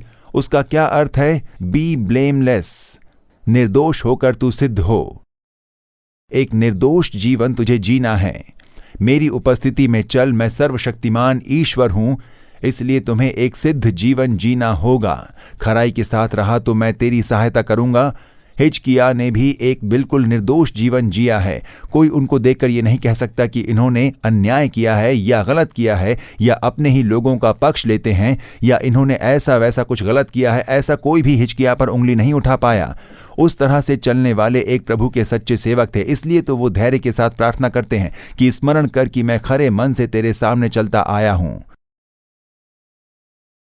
दानियल 6ठे अध्याय में जब आप वचन क्रमांक 22 को पढ़ते हो, तब जब शेर की मान से दानियल को बाहर निकाला जाता है, शेर ने उनका बाल भी बांका नहीं किया। भूखे शेर ने तक दानियल को छुआ नहीं। उस प्रकार से जब परमेश्वर ने उसकी रक्षा की थी, दानियल बताते हैं कि क्यों परमेश्वर ने अपने स्वर्गदूत को भेजकर मेरी रक्षा की है, क्योंकि मैं परमेश्वर के आगे निर्दोष हूं। मैंने कोई गलती नहीं की है। परमेश्वर मुझे देखता है। मैं बिल्कुल ही निर्दोष था और कभी भी मैंने राजा के खिलाफ तक कोई अन्याय नहीं किया है, ऐसा वो कहते हैं। दानियल 6ठा अध्याय और 4थे वचन में उसके सभी शत्रु ने उसके खिलाफ दोष लगाने की कोशिश की, लेकिन उसके खिलाफ कोई भी दोष नहीं लगा पाया। क्या ये रिश्वत लेता है, घपला करता है या फिर ये धोखा देता है? पर कोई दोष नहीं पाया गया। वो इंसान बहुत ही परफेक्ट था। अपने काम में भी सच्चा है, टाइम पर आता है, टाइम पर जाता है, बिल्कुल सच्चा है, मेहनती है, किसी को धोखा नहीं देता है। वो एक बिल्कुल खरा मनुष्य है। और तभी प्रभु चमत्कार करेंगे। एक निर्दोष जीवन। आप अपने घर में, नौकरी के स्थान पर, बिजनेस के स्थान पर या फिर जहां आप रहते हो, अच्छा कौन वो तो बड़ा धोखेबाज है। अच्छा वो गुस्सा करने वाला हमेशा शराब के नशे में धुत रहता है। अच्छा वो औरत जब देखो झगड़ा करते रहती है। क्या आपके गली के लोग आप पर उंगली उठा रहे हैं? ऐसी स्थिति में आप अपने जीवन जी रहे हो? अपनी नौकरी के स्थान पर लोग आप पर उंगली उठा रहे हैं। क्या ऐसी एक स्थिति में आप जीवन जी रहे हो? वो तो एक बहुत भले इंसान है, बहुत प्रेमी इंसान है। वो ऐसी गलती कभी नहीं करेंगे। पैसों के लालच में वो ऐसा कभी नहीं करेंगे। वो बस अपनी तनख्वाह पर ही अपना गुजारा करते हैं, बस उतना ही। इस तरह से आप अपनी गली में, गांव में, शहर में गवाही से भरा एक जीवन जी रहे हो क्या? अच्छा वो प्रभु के सेवक, वो बहुत ही भले हैं। परमेश्वर का भय रखकर वो परमेश्वर की राह पर चलते हैं। क्या हम इस तरह का एक निर्दोष सेवकाई कर रहे हैं? सोच कर देखिए। वैसे एक निर्दोष, कपट रहित एक हृदय, खराई से चलने वाला एक हृदय, जब ऐसे लोग प्रार्थना करते हैं, प्रभु तुरंत ही चमत्कार कर देंगे। चेन्नई में स्थित एक डॉक्टर, उन्होंने अपना अनुभव मेरे साथ साझा किया। वो एक सर्जन थे जो ऑपरेशन करते हैं ना, बहुत ही मशहूर एक डॉक्टर थे वो। उनके साथ एक दुर्घटना हो गई थी। दुर्घटना में उनके पैरों में मार लग गई और पैर प्रभावित हुआ। सब कुछ ठीक हुआ, लेकिन उनके पैरों में देखिए एक फोड़ा, उस दुर्घटना की वजह से एक फोड़ा जो उत्पन्न हुआ, उसके कारण उन्होंने बहुत पीड़ा हुई, जिसके कारण वो लंगड़ कर चलते थे। वो खुद एक डॉक्टर थे, देखिए वो सर्जन थे, मतलब उनके कितने डॉक्टर मित्र रहे होंगे। तो देखिए उसे लेकर उन्होंने अपने कई मित्र जो स्पेशलिस्ट थे उनसे बातें की, क्या करूं, ये फोड़ा ठीक ही नहीं हो रहा, कई महीनों से ये ऐसा ही है, इसके कारण मुझसे चला नहीं जा रहा, मैं बस लंगड़ लंगड़ कर ही चलता हूं। इसलिए उन्होंने बहुत कोशिश करते हुए कई डॉक्टरों से मिलकर, अपने दोस्त से मिलकर ट्रीटमेंट भी लेकर देख लिया था, पर फोड़ा ठीक नहीं हुआ। बस उतना ही, फोड़ा ठीक नहीं हुआ। पैरों से वो लंगड़ लंगड़ कर वेदना में चल रहे थे। एक बार वो आओ प्रार्थना करें ये कार्यक्रम देख रहे थे, तो जब कहा गया कि प्रार्थना करोगे तो यीशु चमत्कार करेंगे, तो जब कहा गया कि छोटे बच्चे भी अगर प्रार्थना करेंगे तो निश्चय प्रभु उसे सुनकर चमत्कार करेंगे, उस शब्द ने उनके हृदय को छू लिया। तब देखिए उनकी 5 साल की पोती थी, एक छोटी सी 5 साल की पोती थी। जरा सोच कर देखिए 5 साल के बच्चे कितने छोटे होते हैं। वो भी टीवी के आगे बैठकर संदेश को सुन रही थी। आप लोग प्रार्थना करो और परमेश्वर अवश्य चमत्कार करेंगे। तब उन्होंने कहा कि मेरी प्यारी पोती, तुम दादाजी के लिए प्रार्थना करो, मेरे पैर का ये जो फोड़ा है वो बहुत समय से मुझे तकलीफ दे रहा है, बिल्कुल नहीं जा रहा, मुझसे ठीक से चला भी नहीं जा रहा, तुम आकर प्रार्थना करो। जब ऐसा उससे कहा गया तो 5 साल की वो छोटी सी बच्ची थी, उसने जाकर हाथ रखकर दादाजी के लिए प्रार्थना की कि प्रभु मेरे दादाजी को चंगाई दे दीजिए, इस फोड़े को निकाल दीजिए। और बस उतना ही, तुरंत वो अदृश्य हो गया। चंगाई, अद्भुत चंगाई। 5 साल की छोटी सी बेटी की प्रार्थना से चमत्कार हुआ। तो ये कैसे संभव हुआ, जरा सोचकर तो देखिए। उस छोटी सी 5 साल की बेटी का हृदय किस तरह का होगा, कपट रहित, उसमें धोखेबाजी नहीं होगी, निष्कपट और दोष रहित हृदय। इसीलिए उस प्रार्थना में सामर्थ्य था। इसलिए जब छोटे बच्चे प्रार्थना करते हैं तो आज के दिनों में बड़े बड़े सामर्थ्यशाली चमत्कार क्यों होते हैं? क्योंकि उन बच्चों में बिल्कुल पाप नहीं है, उन बच्चों में बिल्कुल भी दोष नहीं है, ना ही उन बच्चों के अंदर कोई धोखेबाजी का स्वभाव है। उन बच्चों का हृदय खराई और सच्चाई से चलने वाला एक हृदय है।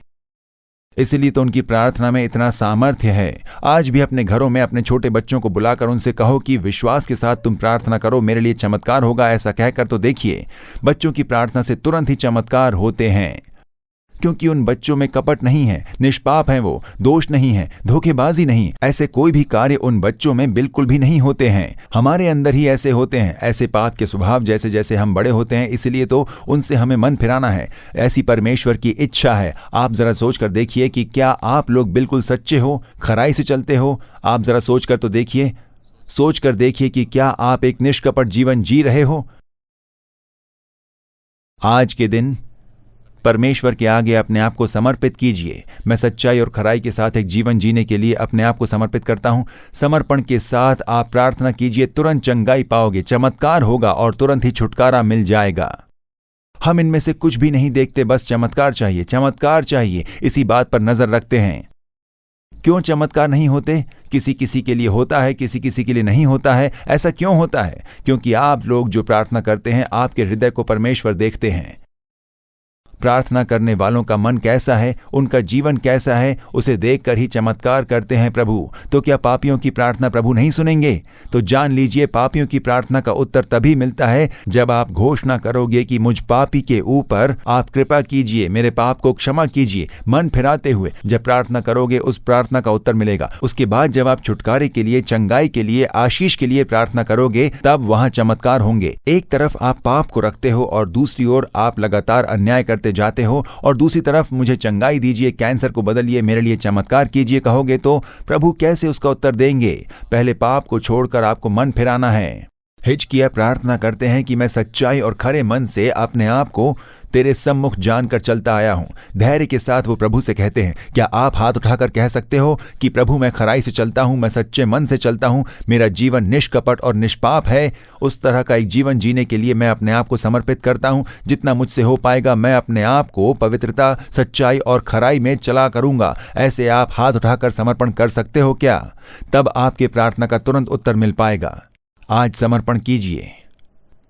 तीसरा एक कार्य वो बता रहे हैं, देखिए वही 2 राजाओं अध्याय क्रमांक 20 और वचन क्रमांक 3 में, स्मरण कर कि जो तुझे अच्छा लगता है वही मैं करता आया हूं।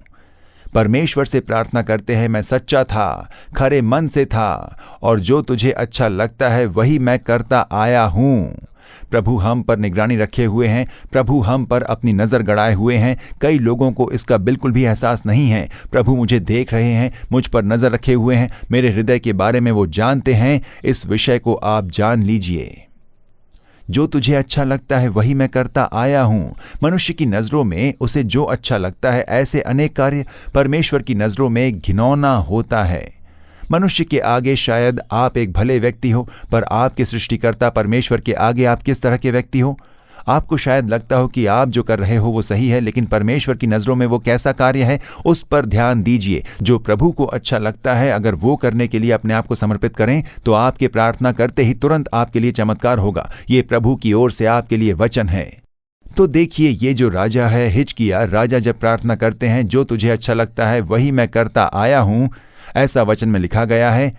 जानते हो परमेश्वर की दृष्टि कैसी है? प्रभु कहते हैं, जैसा मनुष्य देखते हैं मैं नहीं देखता हूं। मनुष्य की दृष्टि अलग है, परमेश्वर की दृष्टि अलग है। परमेश्वर कहते हैं, मनुष्य तो बाहर का रूप देखता है, परंतु यहोवा की दृष्टि मन पर रहती है। प्रार्थना करने वाले आपके हृदय को प्रभु देखते हैं। हिजकिय्याह के मन को परमेश्वर ने देखा, वो सच्चा है, खरे मन का भी है। मेरी नज़रों में उसने सब कुछ सही किया, इसलिए उसकी प्रार्थना का उत्तर मुझे देना है। ऐसा कहते हुए प्रभु ने चमत्कार किया। तो परमेश्वर की जो नज़रें हैं वो बाहरी रूप या बाहरी व्यक्ति को देखने वाली नज़रें नहीं हैं। कई लोग बाहर से बहुत ही भक्त जान पड़ते हैं, लेकिन जो कार्य वो करते हैं, अन्याय, बुराई, लोगों के खिलाफ जो कार्य करते हैं, आज ये पूरे संसार में आप देख सकते हैं। ये बाहरी भक्ति नहीं, पर परमेश्वर देखते हैं कि आपका हृदय कैसा है। मनुष्य का हृदय कैसा है ये खुद हम नहीं जान पाते हैं कि हमारा हृदय कैसा है, परंतु यीशु जानते हैं। जानते हो यीशु क्या कहते हैं? मैं एक वचन आपको बताता हूं। मरकुस रचित सुसमाचार 7वां अध्याय 21 से आगे के वचन मैं पढ़ देता हूं आपके लिए। आप जरा इस पर ध्यान दीजिए। यीशु कहते हैं, क्योंकि भीतर से अर्थात मनुष्य के मन से बुरे बुरे विचार, व्यभिचार, चोरी, हत्या, परस्त्री गमन, लोभ, दुष्टता, छल, लुचपन, कुदृष्टि, निंदा, अभिमान और मूर्खता निकलती है। ये सभी बुरी बातें भीतर ही से निकलती हैं और मनुष्य को अशुद्ध करती हैं। परमेश्वर कहते हैं, मनुष्य को बुरा करने वाले जो कार्य हैं वो मनुष्य के भीतर से ही निकलते हैं। बुरे विचार, हत्या, परस्त्रीगमन, लोभ, दुष्टता, छल, लुचपन, ईर्ष्या, ये सब हृदय से ही निकलती है। क्या आप जानते हो कि आपके हृदय के अंदर ही ये सारी बातें छुपी हैं? वहीं से ये सभी निकलती हैं। तो परमेश्वर आपके हृदय को ही देखते हैं। तुम प्रार्थना करने आए हो, चमत्कार मांग रहे हो, चंगाई मांग रहे हो, छुटकारा मांग रहे हो, आशीष मांग रहे हो, लेकिन तुम्हारा हृदय ठीक नहीं है। तुम्हारे हृदय में ईर्ष्या है, जलन है, घमंड है, अहंकार है, गुस्सा है, बुराई है। अपने हृदय में तुमने इतने सारे पाप रखे हैं और उस पर अगर तू प्रार्थना करे तो मैं कैसे तेरे प्रार्थना का उत्तर दूंगा?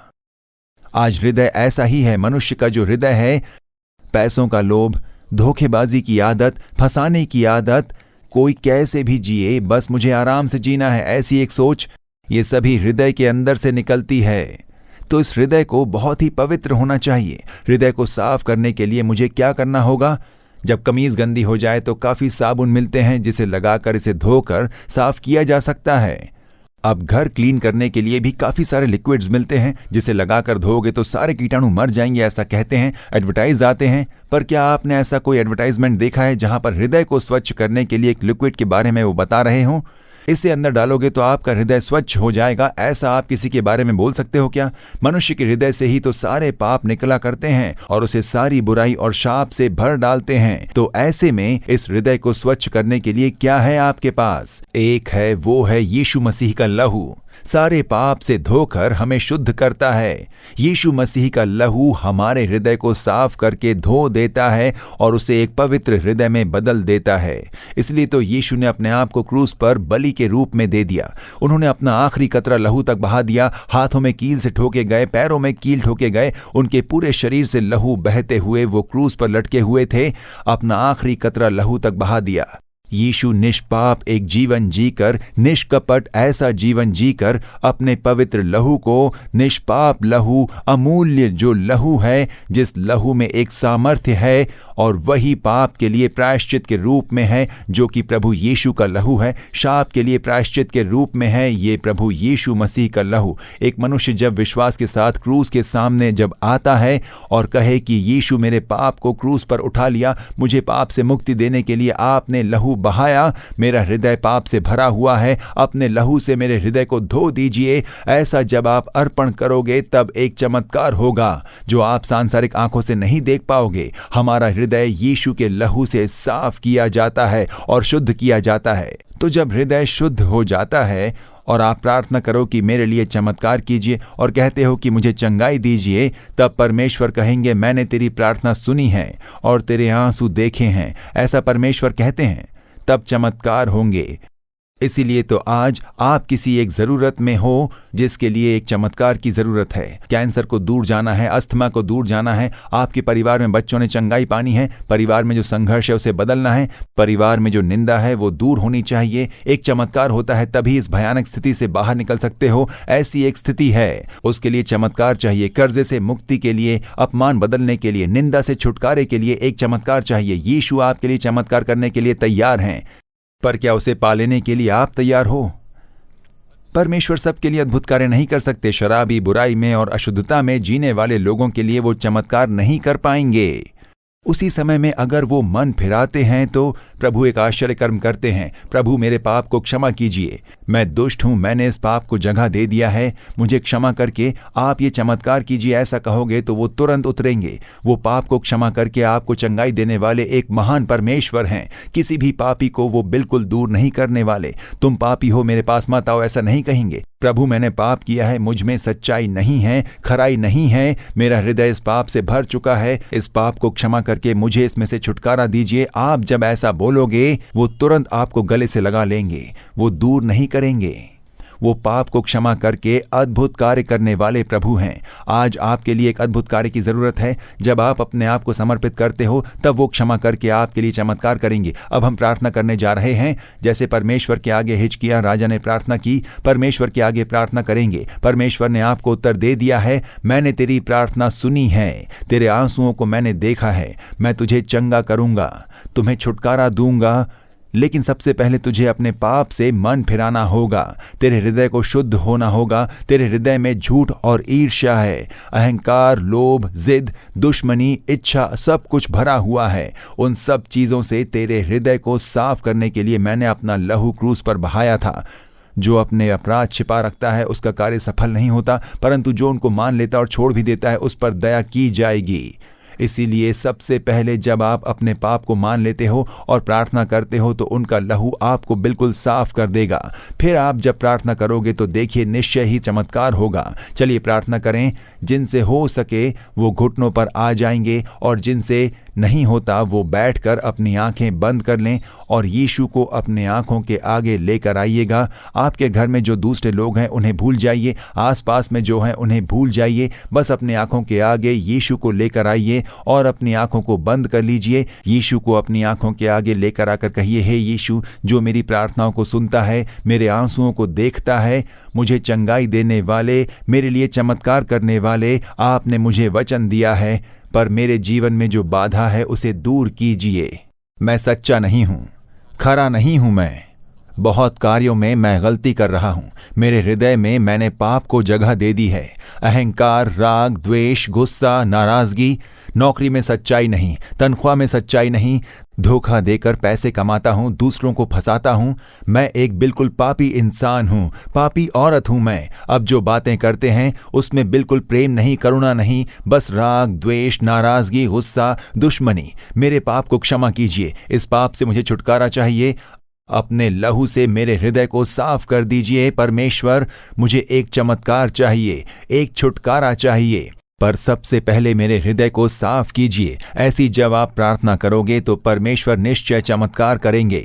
सच में परमेश्वर मेरे साथ बातें कर रहे हैं। मैं बिल्कुल सच्चा नहीं हूँ, उत्तम नहीं हूँ। मैं मेरे हृदय में बिल्कुल पाप भरा हुआ है। कई सारे पापों को जगह दी है मैंने, अब वो छोड़ नहीं पा रहा हूँ। यीशु मसीह का लहू मेरे हृदय को साफ कर दे। पैसों की लालच मुझ में से दूर हो जाए। घमंड, अहंकार, राग, द्वेष सभी और ईर्ष्या, दुश्मनी और सब कुछ मुझसे दूर हो जाए। यीशु अपने लहू से मेरे हृदय को साफ करें। अपनी गलती का एहसास है मुझे। जो ऐसा बोलते हो, अपने हृदय में अपना दाहिना हाथ रख लीजिए। अपने हृदय पर अपना दाहिना हाथ रखकर अपनी आंखें बंद कर लीजिए और 2 मिनट प्रभु यीशु को देखकर बोलिए, हे यीशु, मेरे हृदय को अपने लहू से साफ कीजिए। मुझे पवित्र बना दीजिए। मेरे धोखेबाजी के जीवन को क्षमा कर दीजिए। मैं खराई से नहीं चला था। मेरे उस धोखेबाजी के पाप को आप क्षमा कर दीजिए। मेरी सारी गलतियों को क्षमा कर दीजिए। अपने लहू से मेरे हृदय को साफ कर दीजिए। मेरे मन में घमंड है, अहंकार है, पैसों का लोभ है। ये सभी पाप मेरे हृदय में है और मेरे मन को कलंकित कर रहे हैं। अपने लहू से मेरे दिल को साफ कर दीजिए प्रभु। किसी भी तरह से पैसे कमाने हैं, उसके लिए मैंने लोगों को फंसाया है। मैंने ये पाप कर दिया है प्रभु। खरे मन से मैं नहीं चल पाया हूँ। मैं एक धोखेबाज हूँ प्रभु। ऐसा मेरा जीवन है। आपके लहू से मेरे हृदय को शुद्ध कर दीजिए प्रभु। शुद्ध कर दीजिए परमेश्वर। क्षमा कर दीजिए प्रभु। प्रार्थना करें, प्रार्थना कीजिए और कुछ देर प्रार्थना कीजिए। कहिए, यीशु मेरे पाप को क्षमा कीजिए। अपने लहू से मुझे शुद्ध कर दीजिए। ये जवान बेटे हैं, जवान बेटी, प्रभु आपके हृदय को देख रहे हैं। मनुष्य चेहरा देखता है, परमेश्वर हृदय देखते हैं। हे प्रभु, मेरे दिल में जो पाप छिपे हैं उन सभी को माफ कर दीजिए और आपके लहू से मुझे शुद्ध करके मुझे पवित्र बना दीजिए। मेरे हृदय में आइए और अपने लहू से मुझे शुद्ध कीजिए। मेरे मन में आकर वास कीजिए परमेश्वर। आप पवित्र परमेश्वर हो। आपके आने से मैं पवित्र जीवन जी पाऊंगा। अपने बल के कारण मैं पवित्र जीवन बिल्कुल नहीं जी पाऊंगा। मेरे मन में आइए, आइए परमेश्वर। सभी लोग ऐसी प्रार्थना करें, प्रार्थना करते रहिए। हे परमेश्वर, कई लोग प्रार्थना कर रहे हैं। जवान युवक और युवतियां प्रार्थना कर रहे हैं इस समय। ये माता और पिता भी इस समय प्रार्थना कर रहे हैं। हे यीशु, हम सच्चे नहीं हैं, हम खराई से नहीं चल रहे। आपकी नजरों में हम बहुत बड़े धोखेबाज हैं और हमारे मन को ऐसे पापों ने कलंकित कर दिया है। तो अपने लहू से उसे साफ कीजिए। मेरे मन में आइए, मुझे शुद्ध बना दीजिए। ऐसी जो प्रार्थना कर रहे हैं इस समय आपके वचन के अनुसार अपने लहू से उन्हें साफ कीजिए। उनके हृदय को शुद्ध कीजिए, शुद्ध कीजिए। उनके हृदय को पवित्र कीजिए। यीशु मसीह का लहू हर एक पाप से धोकर शुद्ध करने वाला लहू है। ऐसा कहा है, उस लहू से इन्हें धोकर शुद्ध कर दीजिए। अभी इस बेटी को शुद्ध कीजिए, इस बेटे को शुद्ध कीजिए। हृदय नया बन जाए इनका। पाप का कलंक मिट जाने दीजिए। पाप का भार दूर हो जाए। हृदय में आप आइए यीशु, हमारे हृदय में आ जाइए। हे पवित्र परमेश्वर, हमें भी पवित्रता का जीवन दीजिए। ऐसी प्रार्थना कर रहे हैं। उनके मन में आपकी उपस्थिति उतरने दीजिए। आज से एक बदलाव हो जाने दीजिए। यीशु मसीह के लहू के द्वारा वो परिवर्तन आ जाए। पाप के बंधन टूट जाएं। शराब के नशे से छुटकारा पालें। नशा दूर हो, पैसों का लालच दूर हो जाए, बुरी इच्छाओं के कार्य सभी दूर हो जाएं। आज से एक छुटकारा। मुझे इस पाप से बिल्कुल भी छुटकारा नहीं मिल रहा है। हे यीशु, छुटकारा दीजिए। ऐसा प्रार्थना करने वाले इस बेटी को स्पर्श कीजिए, इस बेटे को स्पर्श कीजिए। इस समय कई लोगों में परमेश्वर के लहू का सामर्थ्य उतर रहा है। आपके हृदय में परमेश्वर यीशु के लहू का सामर्थ्य उतर रहा है। आज पाप से छुटकारा, आपके सारे बंधन टूट रहे हैं। आपके हृदय शुद्ध किए जा रहे हैं। अभी आपके हृदय को नया बनाया जा रहा है। हृदय में जो पाप का भार है वो दूर हट रहा है। हृदय में एक आनंद, एक खुशी उत्पन्न हो रही है। वो प्रभु यीशु मसीह के द्वारा मिलने वाली शांति है। अब बोलिए, हे यीशु, आपकी स्तुति हो। हे यीशु, मेरे मन में आने के लिए आपकी स्तुति। मेरे पाप को क्षमा किया उसके लिए आपकी स्तुति। मुझे छुटकारा दे दिया उसके लिए आपकी स्तुति। अब मैं देख पा रहा हूँ, मैं अपने आत्मिक आंखों से देख पा रहा हूँ। अनेक लोगों के मनों में से दुष्ट आत्मा दूर हो रही है। कई हृदय में से इन्हें निकलता हुआ देख रहा हूँ। बुरी इच्छा की आत्मा दूर हो रही है। पैसों का लालच अब दूर हो रहा है। चिड़चिड़ेपन की आत्मा दूर हट रही है। गुस्सा दिलाने वाली आत्मा अब दूर हो रही है। पाप करवाने वाली आत्मा अब हृदय को छोड़कर दूर हो रही है। आपके हृदय में एक हल्कापन आ रहा है। परमेश्वर आपको एक नया हृदय दे रहे हैं। पुरानी बातें बीत गईं, सब कुछ नया हो रहा है। अब बोलिए, हे प्रभु आपकी स्तुति हो। आप मेरे मन में आए हो, उसके लिए स्तुति। मेरे हृदय को साफ कर दिया, उसके लिए स्तुति। उसे शुद्ध कर दिया, उसके लिए स्तुति। हे यीशु आपकी स्तुति, धन्यवाद। मेरे मन के अंदर आकर मेरे मन को पवित्र करने वाले यीशु आपका धन्यवाद, आपकी स्तुति। दिल की गहराई से हम आपकी स्तुति करते हैं प्रभु, आपको धन्यवाद देते हैं प्रभु। जो छुटकारा दिया है उसके लिए आपका धन्यवाद। बहुत सारे लोगों ने आज समर्पण किया है जिन्हें प्रभु के लहू ने धोकर शुद्ध किया है। अब प्रभु ने आपको एक नया हृदय दे दिया है। आपके हृदय में अब यीशु आकर वास कर रहे हैं। कहिए यीशु आपकी स्तुति। हाथ को ऊपर उठाकर कहिए, यीशु स्तुति। मुझे क्षमा करके आप मेरे हृदय में आ चुके हो, उसके लिए स्तुति कीजिए। तो अब चमत्कार के लिए जो बाधा थी वो दूर हो गई। अब प्रभु चमत्कार करने जा रहे हैं। अब जो बीमार हैं वो अपनी बीमारी के स्थान पर हाथ रखकर प्रार्थना करें। जिस भाग में दर्द है या फिर वेदना है, गांठ है या बीमारी है, उस जगह पर आप अपने हाथ रख लीजिए। अगर आंखों में चंगाई चाहिए तो आंखों में अपने हाथों को रख लीजिए।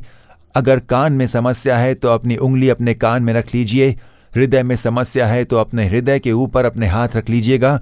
फेफड़ों में समस्या है, किडनी में समस्या है तो वहां पर अपने हाथ रख लीजिए। गर्भ में समस्या है तो वहां पर अपने हाथ रख लीजिए। जहां पर दर्द है या फिर गांठ है, कैंसर के गांठ है, टीबी के गांठ, थायराइड के गांठ हैं, वहां पर अपने हाथ रख लीजिए। अभी प्रभु उसे दूर करने जा रहे हैं। अगर आप ऐसा नहीं कर पा रहे हो तो अपने सीने के भाग में अपने हाथ रख लीजिए। हे यीशु मुझे स्पर्श कीजिए, ऐसी प्रार्थना करें। अगर आपके घर में कोई और बीमार है तो उसके ऊपर अपने हाथ रख लीजिए।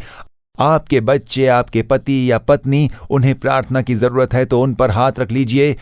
जिन लोगों ने खटिया पकड़ ली है या मौत की शैया पर हैं, उन पर अपने हाथ रख लीजिए। अस्पतालों में जो मौत के बिस्तर पर पड़े हुए हैं, उनके लिए जो घर पर से प्रार्थना कर रहे हैं, परमेश्वर उन्हें देख रहे हैं। आप सोच रहे हो कि मैं अस्पताल में जाकर प्रार्थना नहीं कर पा रहा हूं, अभी इधर से ही प्रार्थना करें। दाहिना हाथ ऊपर उठाएं। अस्पताल में जो मेरे प्रियजन हैं उनके लिए मैं प्रार्थना करता हूं। इस प्रार्थना के समय में जो अस्पताल में बीमार हैं उनके लिए चमत्कार हो जाए, ऐसी प्रार्थना कीजिए।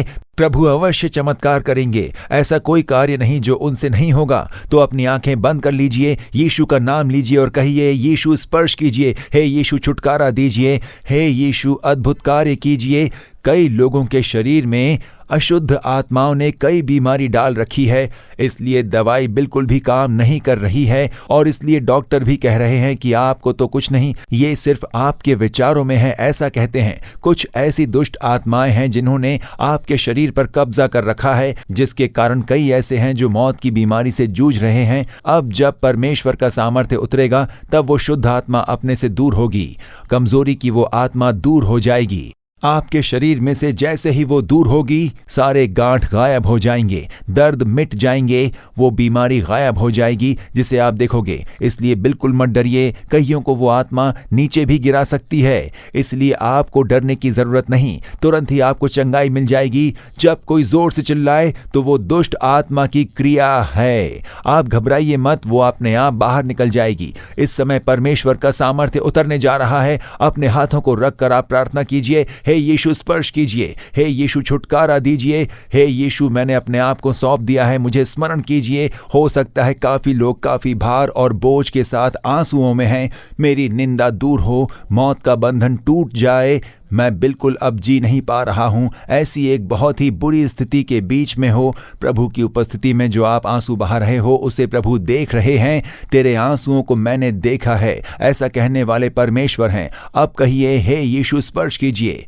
हे पिता, इन प्यारे बच्चों के साथ मिलकर मैं प्रार्थना कर रहा हूं जो लोग कह रहे हैं कि यीशु मुझे चंगाई दीजिए, हे यीशु मुझे छुटकारा दीजिए, हे यीशु ये मौत का बंधन टूट जाए, हे यीशु एक अद्भुत कार्य कीजिए। ऐसी जो कोई प्रार्थना कर रहे हैं उन हर एक को स्पर्श कीजिए प्रभु। हर एक परिवार में आपका सामर्थ्य उतर जाए प्रभु। हर एक मौत की स्थिति बदल जाने दे। जैसे राजा हिजकिय्याह की मौत की स्थिति बदल दी आपने, हिजकिय्याह को आपने चंगाई देकर उस मौत की स्थिति से पूर्ण छुटकारा दिया था आपने, इन बच्चों के जीवन में भी वही अद्भुत कार्य कीजिए। मौत की स्थिति बदल जाने दीजिए, मौत के बंधन टूट जाएं। मौत को लेकर आने के लिए संघर्ष करने वाली दुष्ट आत्मा यीशु के नाम में अब दूर हो जाएं। मौत की स्थिति उत्पन्न करने वाली दुष्ट आत्मा जो वेदना डाल रही है, उन्हें मैं डांटता हूं, यीशु के नाम में सारी दूर हो जाएं। इन शरीरों को छोड़कर वो दूर हो जाएं। उस शरीर में जो शैतान के बंधन हैं वो सारी यीशु के नाम में टूट जाएं। दुष्ट कैंसर की बीमारी यीशु मसीह के नाम में दूर हो जाएं। इन बीमारियों को लेकर दूर निकल जाएं, ऐसा मैं आदेश देता हूं। दुष्ट आत्मा को कैंसर की गांठ बिल्कुल गायब हो जाए, कैंसर की गांठ दूर हो जाए, कैंसर की बीमारी यीशु के नाम में पूरी तरह मिट जाए। यीशु के लहू का सामर्थ्य उस शरीर के अंदर प्रवेश करे। यीशु के नाम में बोन कैंसर दूर हो जाए और मिट जाए। ब्लड कैंसर यीशु के नाम में पूरी तरह से गायब हो जाए। ब्रेस्ट कैंसर यीशु मसीह के नाम में गायब हो जाए। स्टमक कैंसर यीशु के नाम में पूरी तरह से गायब हो जाए। लिवर कैंसर यीशु मसीह के सामर्थ्य नाम में दूर हो जाए। सारी कैंसर की बीमारी यीशु मसीह के नाम में इसी समय दूर हो जाए। यीशु का सामर्थ्य इन शरीरों में सामर्थ्यशाली रूप से प्रवेश करने दे। आज कैंसर से ग्रस्त कई लोगों को यीशु मसीह स्पर्श कर रहे हैं, गांठ गायब हो रहे हैं। हिजकिय्याह की मौत की स्थिति जिस प्रभु ने दूर किया था वो आपको स्पर्श कर रहे हैं। गांठ दूर हो जाए। बीमार बच्चों को स्पर्श कीजिए। कैंसर की बीमारी से ग्रस्त छोटे छोटे बच्चों को स्पर्श कीजिए। प्रभु यीशु मसीह के नाम में अब चंगाई होने दे। प्रभु यीशु मसीह के नाम में अब छुटकारा हो जाए। जो चल नहीं पा रहे ऐसे बच्चों के पैरों को स्पर्श कीजिए। टेढ़े मेढ़े पैर अब सीधे हो जाएं। प्रभु यीशु मसीह के नाम में कमजोर पैरों में अब एक सामर्थ्य आ जाए। प्रभु यीशु के नाम में अपने बच्चों को चलता हुआ देखकर उनके माता पिता खुश हो जाएं। यीशु मसीह के नाम में अब छुटकारा हो जाए। जिन बच्चों के हृदय में समस्या है उनके लिए प्रार्थना कर रहे हैं, उन हृदय को स्पर्श कीजिए। इस बच्ची के हृदय को स्पर्श कीजिए जो सूज गया है, इसमें चंगाई हो जाए। अभी एक चमत्कारिक चंगाई मिल जाए। प्रभु आपने स्पर्श किया है उसके लिए धन्यवाद।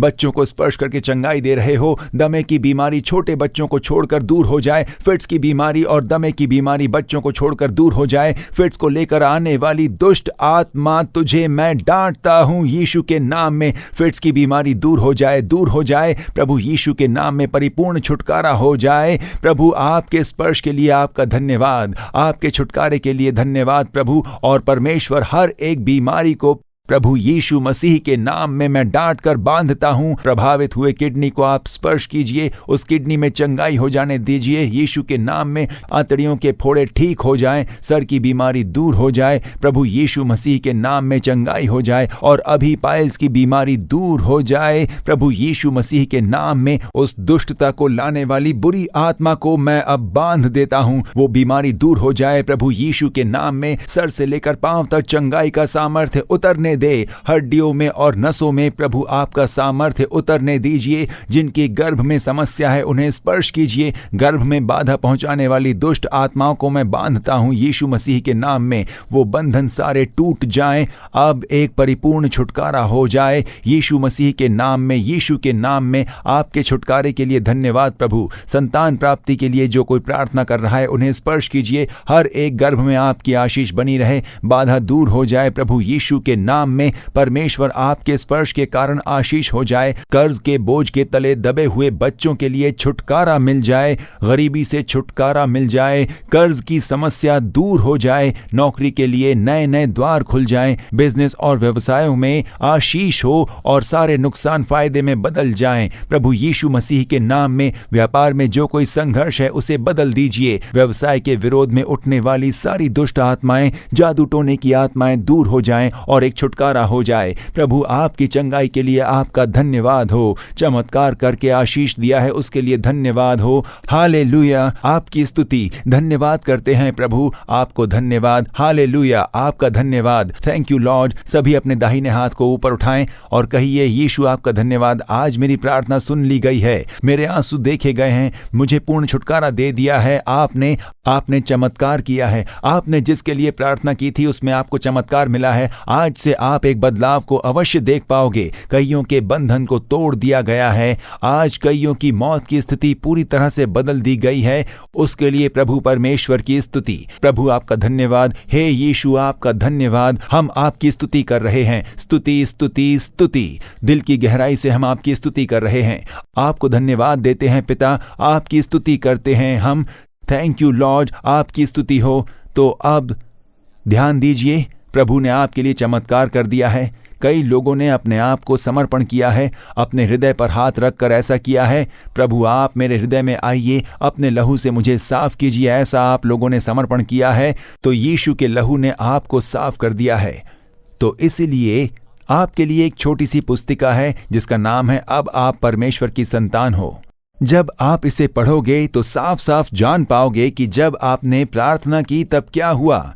जब प्रभु को आप स्वीकार करते हो तब हमारे अंदर क्या हुआ, वो इस किताब में लिखा गया है। लगातार हमारे परमेश्वर की खुशी, शांति, पवित्रता हमारे अंदर बने रहने के लिए क्या करना है, तो ये हिंदी, अंग्रेजी, तमिल, तेलुगु, कन्नड़ भाषा में आपके लिए उपलब्ध है। अगर इसकी जरूरत है तो आप हमसे संपर्क कर सकते हैं परमेश्वर को जानने के लिए और इस पुस्तिका को पा लेने के लिए। तो स्क्रीन पर दिखने वाले हमारे इस व्हाट्सएप नंबर पर फ्री बुक हमें भेजिए। ऐसा आप हमें बताएंगे तो काफ़ी है। हम भेजेंगे ईमेल के द्वारा भी, goodnews@jesusredeems.org के द्वारा। उसमें भी तमिल, अंग्रेजी, हिंदी, कन्नड़ा ऐसे 5 भाषाओं में उपलब्ध है। उसे डाउनलोड करके आप पढ़ सकते हो। आज कई लोगों ने चंगाई पाई है, शांति पाई है और पाप के जीवन से छुटकारा पाया है। तो आपके अनुभव को, अपनी गवाही को इस नंबर पर फोन करके आप बता सकते हो, यीशु ने मुझे स्पर्श किया है, अब अद्भुत कार्य हुआ है, छुटकारा मिला है। आज कई लोगों ने छुटकारा पाया है कैंसर की बीमारी से। मौत के बंधन को तोड़ दिया गया है आज के दिन। कई लोगों को परमेश्वर ने छुटकारा दिया। तो आप हमें इसके बारे में बताइए, तो उसके द्वारा हम प्रभु यीशु की अधिक महिमा कर पाएंगे। तो अपनी गवाहियों को इस व्हाट्सएप नंबर पर या ईमेल पर या फिर खत के द्वारा बताइए। हमसे संपर्क कीजिए, हम आपके लिए अवश्य प्रार्थना करेंगे। यीशु से प्रार्थना की है, उन्होंने चमत्कार कर दिया है, अब मैं उसका प्रकटीकरण देखूंगा, ऐसा विश्वास करें। तो इस अद्भुत पर्व कार्यक्रम में जिस किसी चीज के लिए आपने प्रार्थना की है उसके लिए प्रभु ने चमत्कार कर दिया है। अब आपको बस विश्वास करना है कि हमने उद्धार पा लिया है। उस विश्वास को प्रकट करने के लिए आपको निरंतर स्तुति करनी चाहिए। कहिए, यीशु आपने मेरी प्रार्थना को सुना, मेरे आंसू देखे और मेरे लिए चमत्कार किया है, मुझे आशीषों से भर दिया है। स्तुति हो। छुटकारा दे दिया है, उसके लिए आपकी स्तुति। मैंने चंगाई पाली है, उसके लिए आपकी स्तुति। जब पूर्ण मन से आप स्तुति करोगे तभी उस चमत्कार का प्रकटीकरण आप देख पाओगे। इस समय हर एक के शरीरों में एक छुटकारा आ चुका है। जिन्होंने प्रभु के स्पर्श को महसूस किया है वो उठकर चलने लगिए। अब तक क्यों कमजोरी में लेटे हुए हो? प्रभु ने स्पर्श किया है, आपके शरीर में एक नया बल आ चुका है। उठकर चलिए। आपके हाथों में, पांव में, कईयों के शरीर में आज एक छुटकारा मिला है। कैंसर की बीमारी दूर हो चुकी है। प्रभु की स्तुति कीजिए। जिस किसी चीज के लिए आपने प्रार्थना की, आंखों के लिए प्रार्थना की, वो अपने आंखों को जांचिए। कान के लिए जिसने प्रार्थना की वो कान की जांच कीजिए। चाहे वो जो कोई भी क्यों ना हो, जो पहले नहीं कर पाते थे अब उसे करके तो देखिए। आपके शरीर में एक बदलाव हुआ है। कईयों के अंदर एक डर की आत्मा जो एक तरह की गड़बड़ी को लेकर आती है, क्लेश ले आती है, वो दूर हो चुकी है। आज रात से आप चैन की नींद सो पाओगे। एक बदलाव आप महसूस कर पाओगे। जब आप सोने के लिए जाओगे तब बस कहिए, हे यीशु आपकी स्तुति हो, और फिर प्रार्थना करके सोइए। यीशु के लहू की जय हो और यीशु के नाम की स्तुति हो। ऐसा आप उनकी स्तुति करते रहिए तो आज से आप बदलाव को महसूस करोगे। परमेश्वर की स्तुति करते हैं और उन्हें धन्यवाद देते हैं। सब लोग अपने हाथों को जोड़कर यीशु की ओर देखकर कहिए, हे मेरे मन यहोवा को धन्य कहे और जो कुछ मुझ में है वो उसके पवित्र नाम को धन्य कहे। हे मेरे मन यहोवा को धन्य कहे और उसके किसी उपकार को न भूलना। आमीन आमीन। फिर हम अगले कार्यक्रम में आपसे मिलेंगे। परमेश्वर का आशीष आपके साथ बनी रहे। आमीन। For further details and prayer support, contact Jesus Redeems Ministries, Nallumavadi, Tuticorin District, 628211. Our phone number 04435454545. Email info@jesusredeems.org. Our website www.jesusredeems.com. God bless you.